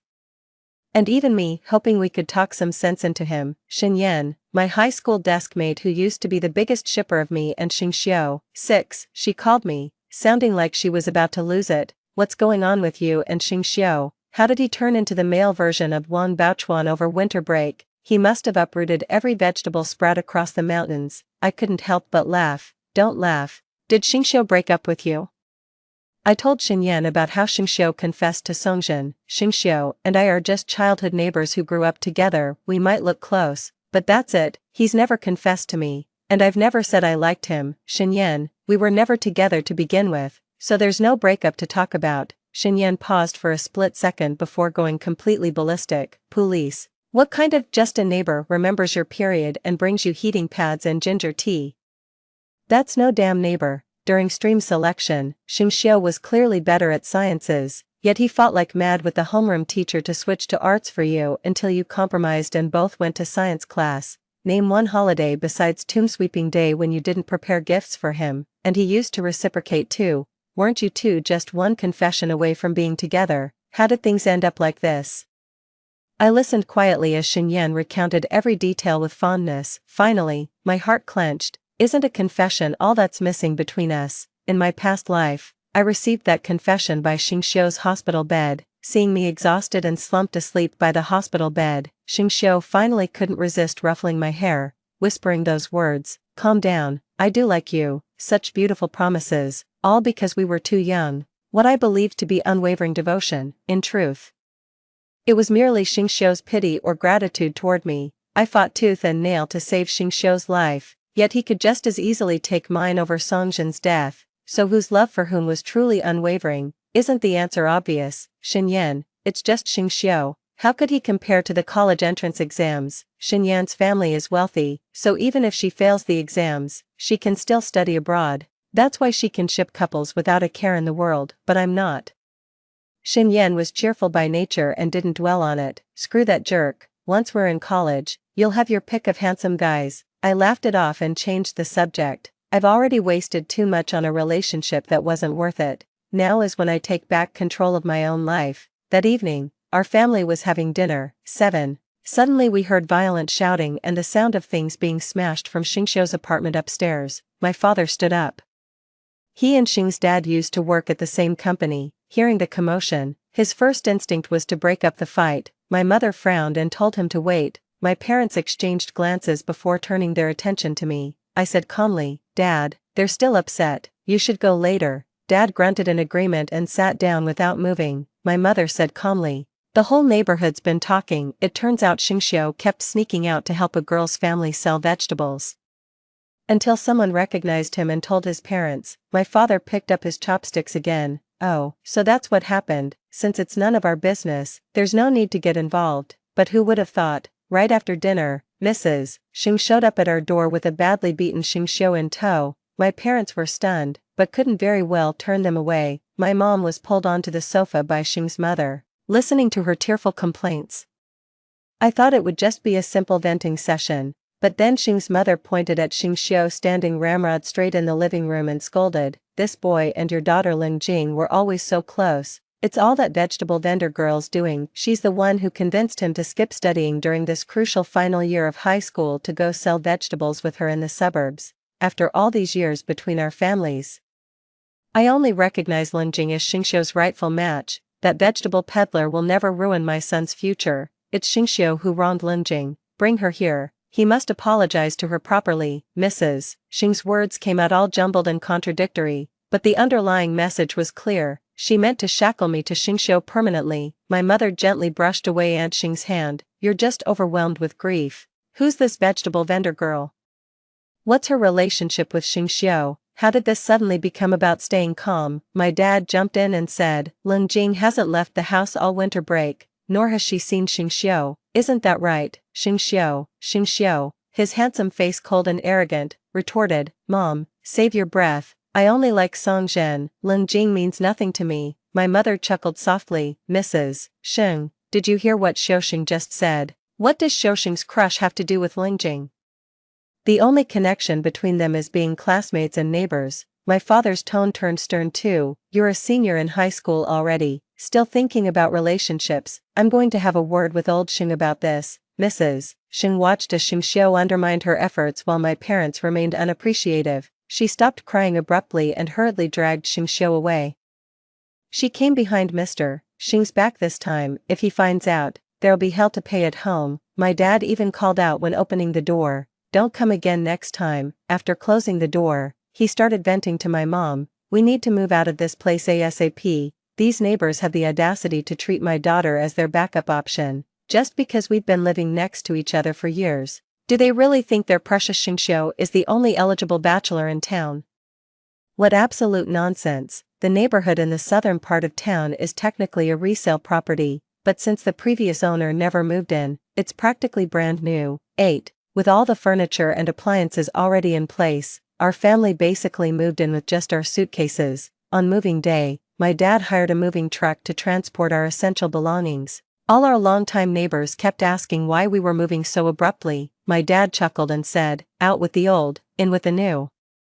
We'd have to move eventually anyway, doing it now saves us some hassle. Mrs. Xing peeked at us moving from her balcony, trying not to be noticed. She didn't dare show her face, afraid of attracting gossip. Then Xingxiu showed up, his face bruised and swollen from a beating. With a look of concern and anxiety, he asked, Lingjing, why did your family move out so suddenly? I snapped. To save myself from being someone's backup plan, he quickly explained, Lingjing, that was Mom's idea.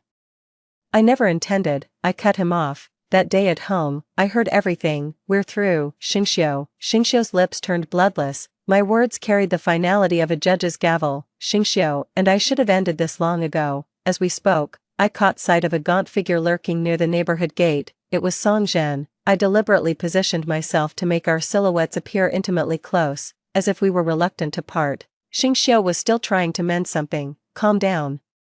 Can we at least stay friends? I smirked without smiling. Xingxiu, don't flatter yourself. I wouldn't even want you as a neighbor, let alone a friend. If it weren't for the hassle of transferring schools during senior year, I wouldn't even want to see you again. From now on, it's just like you said, we're done. I emphasized the word we with deliberate weight. Xingxiu's face crumpled with heartbreak. Just look at how he reduced our childhood bond of over a decade to mere neighborly acquaintance with a few careless words. When I finally gave him what he wanted and disappeared from his life, he suddenly started getting nostalgic about me. What a joke. Mom called out to me, chill, let's go. Got it, I responded cheerfully, darting toward my parents like a homesick bird returning to its nest, only after being truly reborn. Did I finally understand that ancient verse, the caged bird longs for its forest, as the pond fish yearns for its deep waters? No matter how fierce the storm outside, at least I still have a home to return to. Truck loading completed. 9. Our family got into the private car while waiting for the property management to open the gate. Just as I expected, I saw Song Zhen running tearfully into Xingxiu's arms. It was the liveliest time of day in the neighborhood. Mrs. Xing had been watching everything from upstairs the whole time. How could she miss seeing that vegetable peddler girl she so despised, brazenly coming to her doorstep to seduce her son? In no time, Mrs. Xing stormed downstairs, forcibly separated the two, and slapped Song Zhen across the face. The security guard slowed down even more to watch the commotion. My father frowned and tapped the horn. Xingxiu turned to look. The rearview mirror reflected his bewildered and ashamed expression. The whole family had to witness such an embarrassing and humiliating scene. As our car drove off, the security guard even gave us a "see you around" hand gesture. My father flushed crimson and muttered, "We've known each other for years. Even they think our family got a raw deal. They deliberately slowed everything down just to make us watch this show." I couldn't help but burst out laughing. Laughter is contagious. Both my mom and dad couldn't help but burst out laughing. It's not very nice. But part of me still wants to say, serves you right. After being reborn, I have two little goals. 10. 1. Wait for Xingxiu to die. 2. Get the hell out of here. After moving, my parents let me pick my room first. I chose the east-facing one. 11. Waking at dawn to catch the first rays of sunlight. That's what rebirth feels like. The gentle sunlight danced across my book pages like mischievous sprites. I've lived a lifetime in blissful ignorance. Time is far too precious to me. With just months left before the college entrance exams, I asked my parents if they could find me a private tutor. Mom and Dad didn't say much. Deep down, we were all relieved that Xingxiu's situation hadn't affected me much. They quickly found a suitable tutor through connections. It was Jiangli, a sophomore from a prestigious university. He truly lives up to his name, a born scientist through and through. Even the driest scientific concepts become accessible and profound when he explains them. In my past life, I went through college entrance exam retakes. The national college entrance exam remains, even years later, a regret I can do nothing about. In countless nightmares, I find myself back in the Gaokao exam hall, staring at completely blank science test papers. I'm so nervous I can barely breathe, gripping my pen but unable to write a single word, because in the dream, the exam paper is completely blurred. I can't make out a single question. When I wake up choking back tears, Xingxiu lying beside me just sneers. After all these years, you're still scared of the college entrance exam. Not a single word of comfort. He's already made it big. Of course he couldn't care less about how I feel, but I can't do that. Only then did I realize, what truly terrified me to the core wasn't the college entrance exam, but that overwhelming sense of powerlessness over my own destiny. When winter break ended, I returned to school. 12. Xinyan wrapped a concerned arm around mine. Easy there, you okay? I was completely in the dark, Xinyan said. Haven't you checked the class group? An anonymous account posted a video on the campus confession wall. I watched the video on the phone Xinyan handed to me. It showed Songjin going to your place, hugging Xingxiu, and then getting beaten by Xing's mother. Xinyan said, the whole school's buzzing about how you and Xingxiu were childhood sweethearts. Yet you let that naive freshman Songjin steal him right from under your nose. Some are even saying you filmed that video and posted it from a burner account. Everyone's waiting to see how you'll win Xingxiu back. I frowned. The ridiculous drama finally splashed onto me. Xingxiu and I were classmates. I thought running into each other would just be awkward. But trouble has a way of finding me. After class started, the homeroom teacher gave the whole class a stern lecture from the podium. For secure document printing, choose Xiaohu Bot, reliable and hassle-free service you can trust.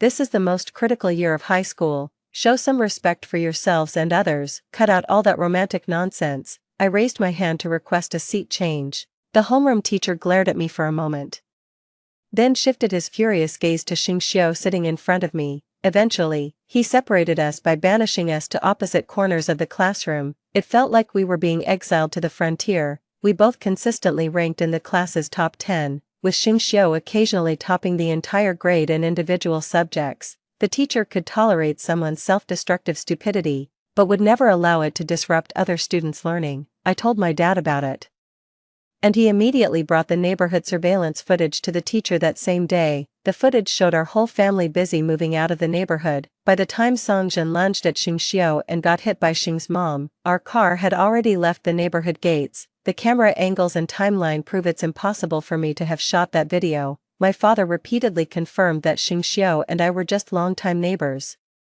How dare someone with no self-respect drag my daughter into this mess? She's a senior now. Any emotional disturbance could ruin her college entrance exams. Hearing how furious my father was, even the homeroom teacher grew ashamed and promised repeatedly to clear my name. The confession wall video was taken down almost immediately. Songjin's first-year homeroom teacher summoned her parents. 13. Her parents knew they were in the wrong. His idea of discipline was to publicly drag Songjin over and slap her hard across the face. Coincidentally, Xingxiu happened to be there for a parent meeting that same day. He immediately rushed over and got into an argument with Song's father. It happened during recess, with teachers and students on different floor corridors all witnessing this dramatic scene. Xinyan couldn't resist either and ran out to watch. I put on my headphones, shutting out that farce from my world. An ambulance arrived on campus. During the scuffle with Mr. Song, Xingxiu got shoved in the head and immediately collapsed, with unstoppable nosebleeds. Many people were terrified. At the hospital, doctors ran numerous tests before solemnly informing Xing's parents about his condition. The parents were stunned. Their son had been perfectly fine just days earlier when he got into that fight. How could a simple shove lead to a leukemia diagnosis? When the news reached school, many felt like they were living through the pages of some tragic coming-of-age novel. The star-crossed lovers from vastly different worlds were cruelly kept apart by those around them, yet they loved recklessly, defying their parents and sacrificing college entrance exams. Now Xingxiu's cancer diagnosis casts a heartbreaking yet poignant glow over their youthful romance. Xinyan couldn't help but feel utterly dejected. Wait, wasn't it Xingxiu who wronged you last week?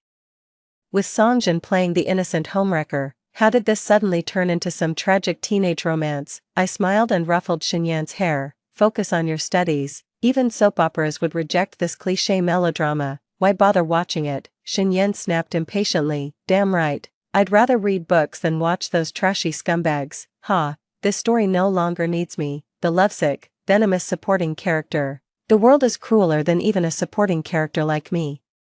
Just wait and see. Xingxiu couldn't come to school due to illness. He was inevitably going to miss this year's college entrance exams too. 14. His classmates all felt sorry for him, visiting him in small groups on their own initiative, everyone but me. In the early stages of treatment, Xingxiu sat on the hospital bed holding Songjin's hand, beaming with joy. Go ahead and envy me. I've found a love more precious than life itself. This line became legendary for a time. Mutual friends cautiously asked me, are you really not going to visit? I'd just wave my textbook or test papers in the air. There are more important things than visiting the sick. Not that they could really say anything about it. They had just as many books to read and exams to prepare for as I did. Cruel, heartless. Xingxiu and I had that ambiguous relationship for years. Most people assumed we were a couple. Yet he never bothered to clarify. But when Songjin entered his life, suddenly he couldn't explain things fast enough. Am I some kind of personal belonging to him? Does he think I'll come running whenever he snaps his fingers? His mistakes and illnesses are no excuse to drag me into this. Whenever Xinyan overheard those whispering behind her back, she'd give them a piece of her mind. Didn't Xingxiu find a love more precious than life itself? If they're so perfect together, why bother analyzing it coldly? I accidentally converted her from a casual shipper to a devoted fan. Over time, people stopped paying attention to me. Most people following this incident were just waiting to see how Songjin would react. From the very beginning, Songjin, now the center of scandalous rumors, started frequently taking leaves and arriving late. No need to ask, she'd inevitably respond with red-rimmed eyes, murmuring pitifully, 15. Xingxiu's in the hospital, I need to see him. Upon hearing this, Xinyan couldn't help rolling her eyes. Didn't you say it's just the early stage? No need for that over-the-top dying act. Harsh words, but music to my ears. But I wouldn't let her ramble on, just flipped through more test papers for her to practice. Xinyan's rock-bottom grades showed no improvement throughout high school, yet her recent mock exam scores jumped over 100 points. When she got the test paper, her expression mirrored the homeroom teacher's disbelief. She finally couldn't help but let out a whoop of joy. Calm down, is this score real? Did I actually earn this? First time in my life I've scored this high without cheating. The homeroom teacher didn't press her about the cheating allegations either. With Xinyan's personality and family background, cheating would be utterly beneath her. Our homeroom teacher grinned at the class and said, look, until the final moment of the college entrance exam, anything's possible, go for it, boys and girls. Who says teenage years are wasted without romance? Cramming for exams can be just as thrilling. The whole class burst into laughter. Yeah, everyone felt tremendously motivated and inspired by the success. Xinyan became obsessed with studying. When she puts her mind to it, she only sleeps 3 hours a day. No more colored contacts, no more eyeliner, just washing my face with plain water. My skin's breaking out from late nights. But I can't even bother anymore, she said to me. This feeling of fulfillment is amazing. Like if I just push a little harder, I might actually grasp something real. My nose tingled as I let out a bitter chuckle. That's what it feels like to seize control of your own destiny, the opportunity I'd lost in my past life. Halfway through the semester, Songjin had accumulated far too many unexcused absences. The school could sympathize with Xingxiu's illness, but couldn't indefinitely tolerate his puppy love with Songjin. 16. This had severely damaged the school's reputation. They advised Songjin's parents to simply have her take a leave of absence. Songjin's parents had limited means. Supporting their child's education was no easy feat. In the end, their daughter dropped out of school just to become an unpaid caregiver at someone else's sickbed. They were heartbroken. What hurt them most was the attitude of Xing's parents toward them. It was clearly their own daughter who sacrificed her education for Xing Xiu. The Xing family simply looked down on them, as if their whole clan was trying to leech off the Shins. Could Xing Xiu and Song Jin's relationship really remain unshaken under such circumstances? The whole world isn't going to make way for their dramatic love story. While building my own future, I'm waiting to see how their doomed romance plays out. Then, during a class break, Song Jin came running to find me. She wanted me to visit Xing Xiu at the hospital. I'm not a doctor. What good would visiting do when I can't cure his cancer? Am I supposed to comfort him with years of neighborly affection when you're the love he values more than life itself? 17. Or tell me, what exactly should I say or do when I go there to satisfy both you and him? Song Jin stood utterly speechless. Her eyes reddened as if I'd subjected her to unbearable humiliation. With Xing Xiu around, she could win without lifting a finger. But now they were standing outside a senior year classroom. Her notorious reputation made even standing at the doorway seem like a provocation. Xin Yan pushed through the crowd, shouting, "What are you doing? Staring at her won't help. Hit the books instead." The homeroom teacher trailing behind her scrutinized Song Zhen with a stern frown. "You're a freshman, right? What brings you to the senior year hallway?" Song Zhen replied timidly. "I'm here to see Ling Jing." The homeroom teacher wore a knowing smirk.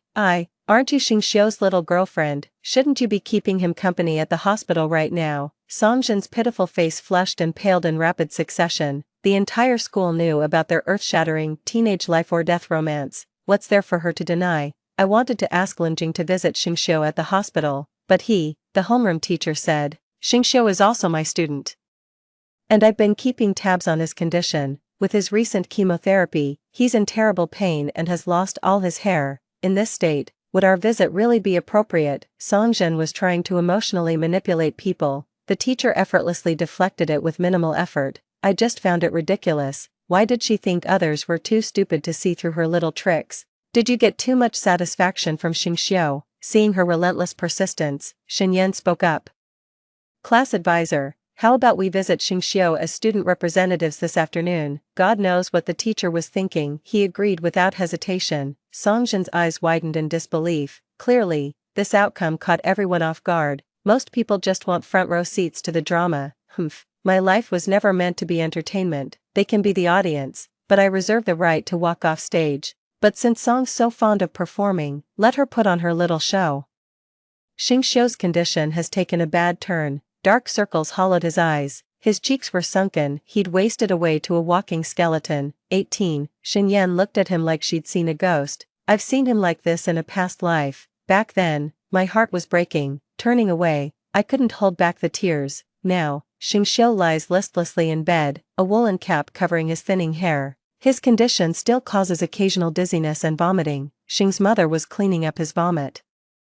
The ward reeked of a nauseating stench. Xin Yan couldn't take it anymore and rushed to the restroom. Hearing the noise, Mom Xing started cursing without even turning around. "You little bitch Song Zhen, where the hell did you?" The homeroom teacher and I turned to look, but Song Zhen had already vanished. Mom Xing froze on the spot. His movements became visibly flustered, especially after spotting me. "Stay calm, it's you." Xing Xiu struggled to sit up upon hearing my name. His mother moved to support him, but he shook her off. He wordlessly struggled to sit up. When he saw me, a deliberate smile surfaced on his pallid, sickly face. He was acting too, playing the part of a normal Xing Xiu. He's such a proud man. How could he possibly want to see me now and let his pride be trampled? I heard Xing's mother sniffle before speaking to him. "Xing Xiu, are you alright? Song Jin sent us to check on you, hoping to give you some encouragement. The college entrance exams are coming up. We really hope you recover soon so we can face this make-or-break challenge together." Even the simplest, most sincere words felt like cruel mockery to Xing Xiu in his current state. The homeroom teacher and Xing's mother stepped aside to talk privately. A storm of emotion swirled in Xing Xiu's eyes. "Did Song Jin send you?" "Yes, she said you missed seeing your teachers and classmates." I should tell him about Song Jin's thoughtful little arrangement. Xing Xiu violently shoved aside the bedside table before collapsing back onto the hospital bed, his body convulsing uncontrollably. The homeroom teacher urgently summoned doctors and nurses. Behind the ward's glass door, Xing's mother sobbed hysterically while the teacher let out a heavy sigh. I gave Xing's mother a comforting pat on the shoulder and handed her a tissue packet. Aunt Xing.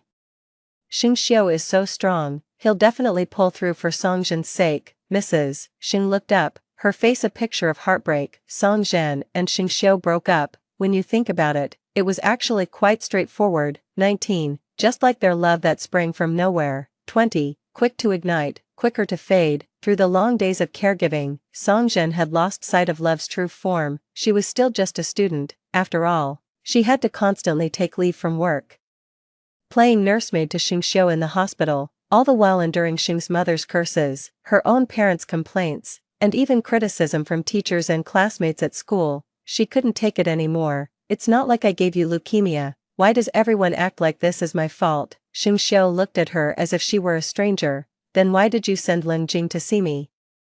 Songzhen froze for a moment before retorting defiantly, you grew up together. How could I not know you have feelings for her too? Xing Xiu froze in shock. After all these years together day and night, his feelings for me were truly special. But ever since Songzhen appeared, he became completely captivated by her. Songzhen was like a wild rose blooming in untamed wilderness, radiating far more vitality than a rule-following bookworm like me.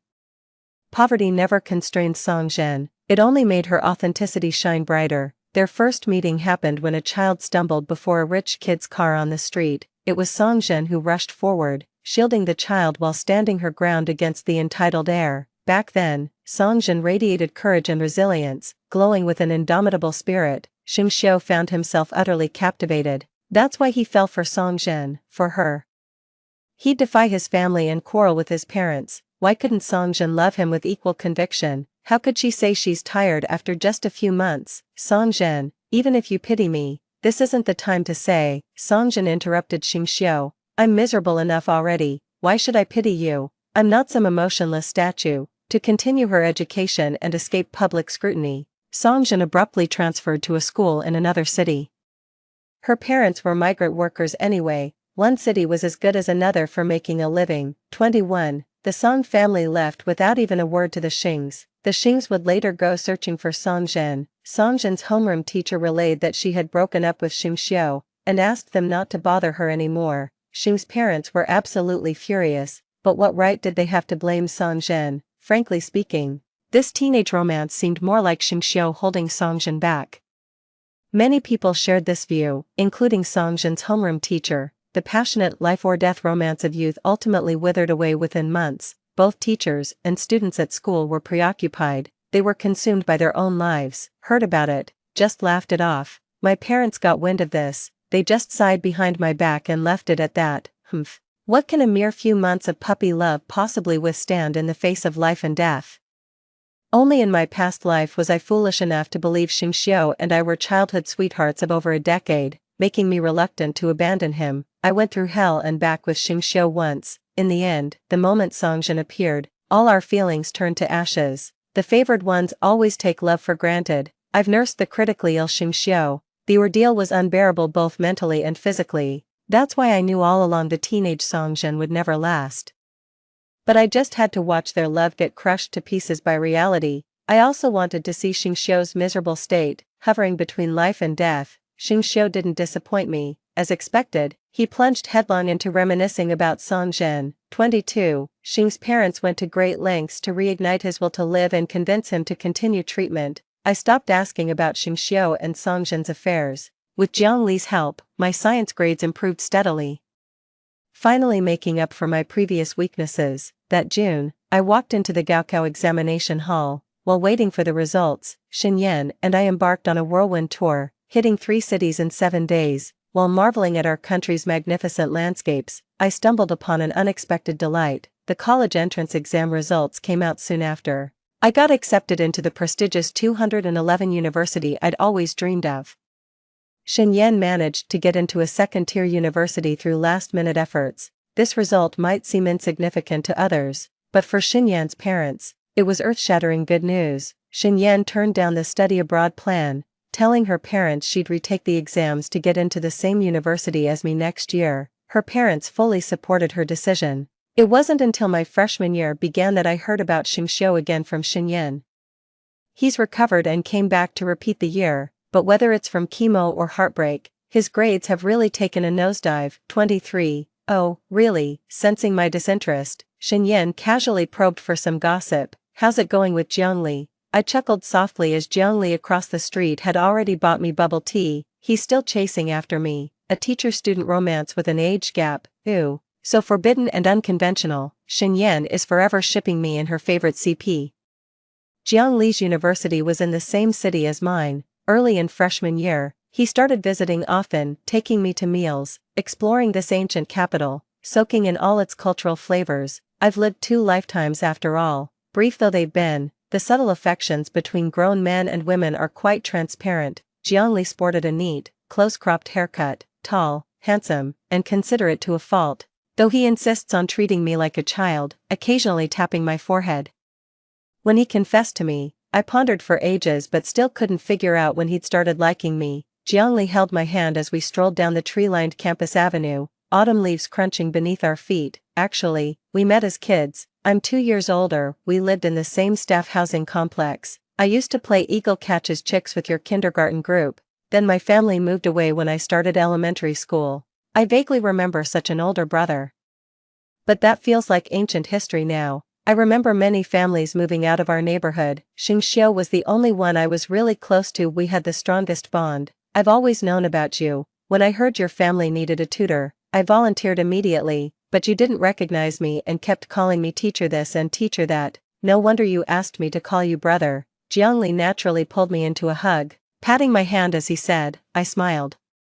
Now we're not mismatched in seniority anymore. We could almost pass as childhood sweethearts. Childhood sweethearts. Who isn't childhood sweethearts with someone these days? 24. Yeah, coming home for Lunar New Year during freshman year. Jiangli paid us a New Year's visit right after the holiday began. My parents welcomed him in with smiles, then exchanged knowing glances, a silent understanding of mutual satisfaction. I asked Jiangli, what brings you here? Jiangli scratched his head.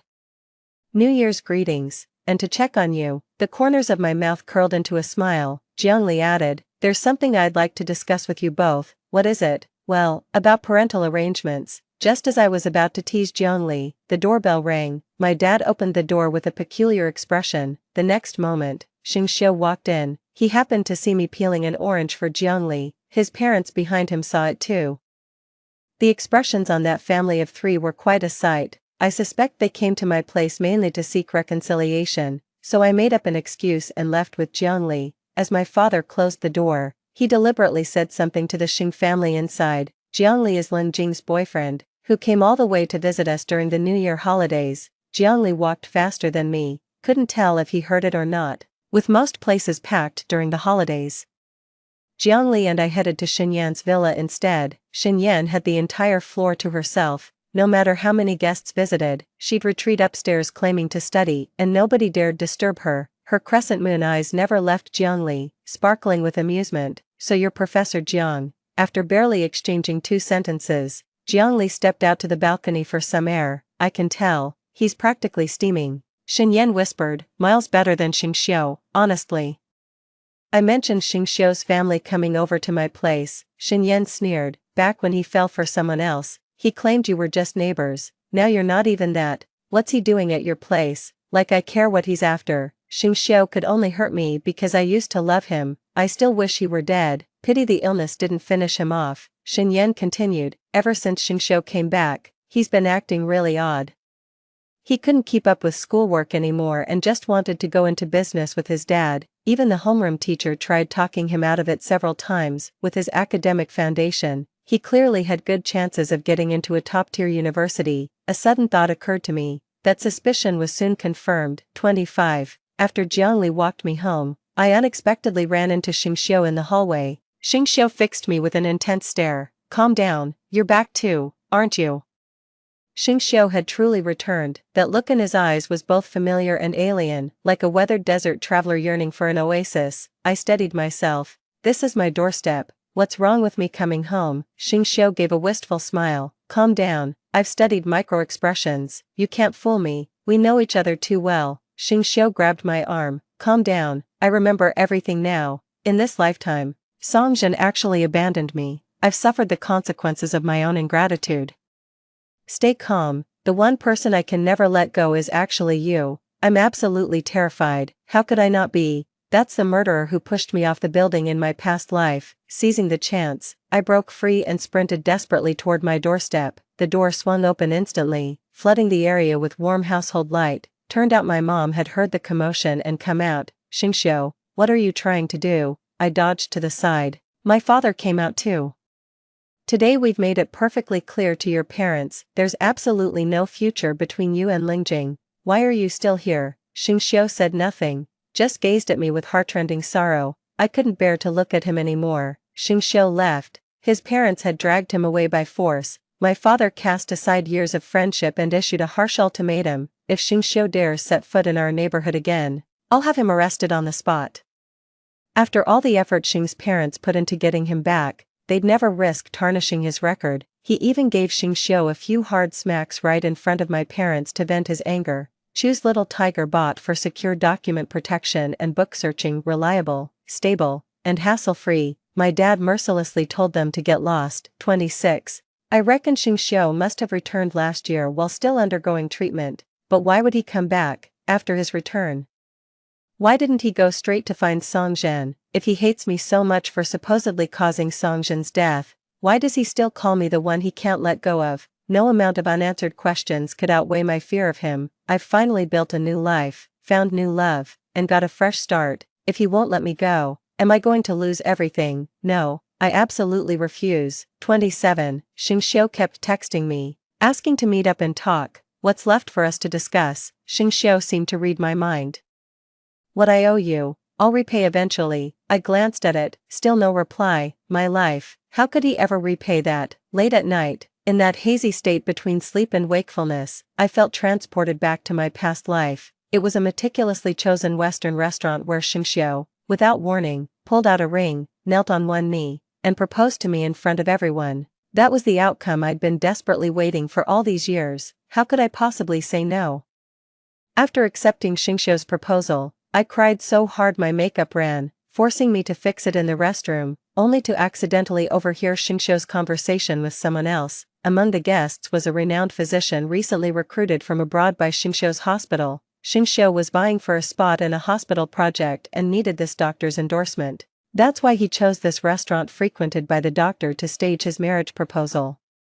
All to impress upon the physician that Xingxiu was a responsible and level-headed man. The dream I've waited for all these years, it's finally come true. Everything was driven by self-interest. Does Xingxiu really love me? In my past life, I was just fooling myself. At least he's willing to marry me and walk with me into the next chapter of life. But now, I'm with Jiangli. The love I receive now is truly different from the one-sided devotion of my past life.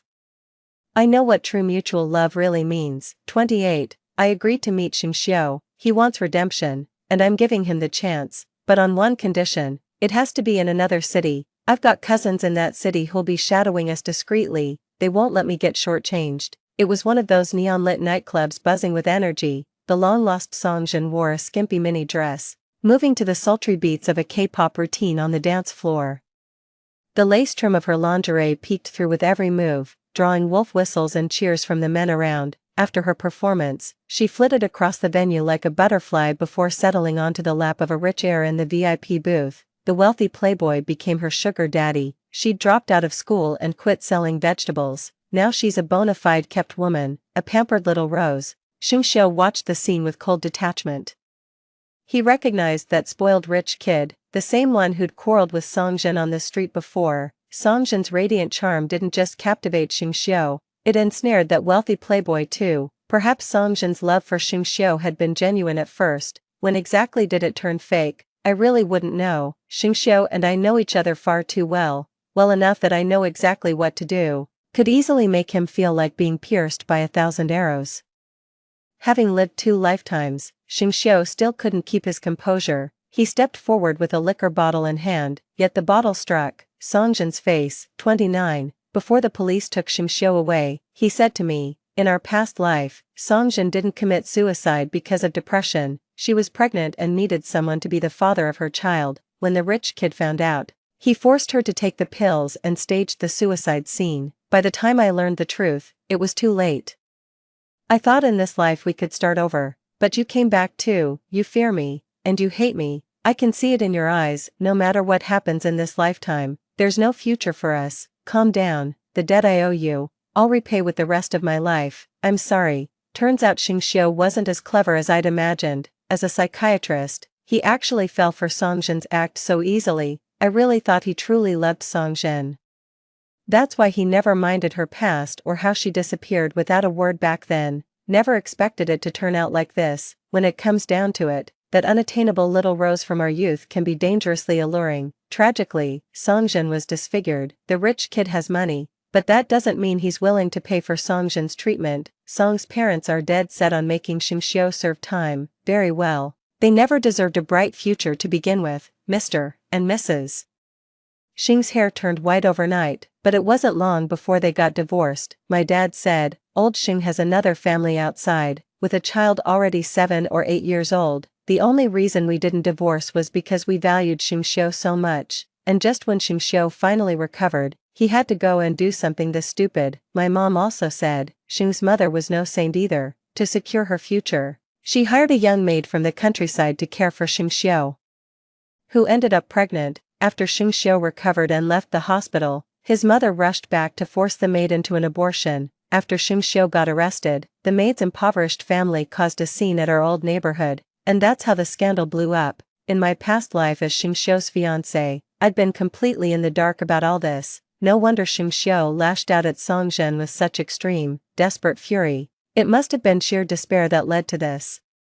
His family had always been plagued by too many unspeakable truths. Given a second chance at life, Xingxiu lost both the career he took pride in and the fame that once came effortlessly. Not only did his chronic illness relapse, but he also had to deal with that absurd, laughable mess of a family. How did he endure that period of cancer treatment? Was it because of the maid's unborn child? No amount of personal struggles can justify Xingxiu's despicable character. In this lifetime, with me and Songjin gone from his sickbed, there's still that replacement made by his side. Every single one could be his pawn. Xingxiu isn't worthy of my love. He's even less deserving of loving me. 30. Another 3 years had passed. I was about to graduate as a senior, while Jiangli had already graduated and landed a job at a major tech company in Beijing. Jiangli called to check in with me. I've rented a place for us near your grad school. The neighborhood's full of charming hutongs and historic sites. You'll have the whole area to explore. My heart swelled with warmth. From studies to work, even down to food and fun, he's thought of everything for me. Jiangli, why are you so good to me? Jiangli chuckled wryly. You've been good to me too, always giving me new scarves and gloves every year. Even Xinyan chimed in. Compared to how he used to be all take and no give, Jiangli's practically worshipping you now. Then they added with a tinge of jealousy, even my boyfriend can't do that. Ouch, calm down. I want new scarves and gloves too. I need to go back to my hometown to get some materials for the postgraduate entrance exam. I got news about Xingxiu from my parents. He passed away. The leukemia had relapsed. Not even his closest family was by his side this time. I've been given a fresh start in life. Reborn only to face second and third rounds of brutal chemotherapy. His reputation ruined. Betrayed by his beloved and abandoned by both parents. What a waste to die now. Such a pity. If only his suffering could have been worse. 31. Xingxiu's suicide note took over half a year to finally reach my family from his mother's hands. My parents believe that a dying man's words are truly sincere. I examined the envelope of the suicide note. It bore signs of having been opened and resealed. After repeating a year, I ended up at a university and major that weren't my first choice. I'm so worthless. I smiled and accepted it right in front of them, went downstairs and tossed it into the nearest trash can. Xinyan was waiting at the neighborhood gate in her new car, ready to take me to Haidaleo for hot pot. Chill, I kinda want to see that cute waiter do the subject 3 dance later. Do you think Brother Jiangli would mind? I'm in a great mood. Not at all. Here's something to make you even happier. Dinner's on me tonight. Xinyan gasped in amazement. What's the special occasion today? Hold your horses. Did you win the lottery? I said with a laugh. A lifelong dream finally came true. The best is yet to come. 32. After rebirth, I have 2 modest goals. 1. Wait for Xingxiu to die. 2. Make sure he dies far away. Only after all these years can such an ending be called truly fulfilling. Beyond the window, sunshine bathed the world in warmth while birds sang amidst fragrant blossoms. In this life, I'm blessed with family, cherished friends, and a beloved partner. together with them, I'll embark on life's next grand adventure.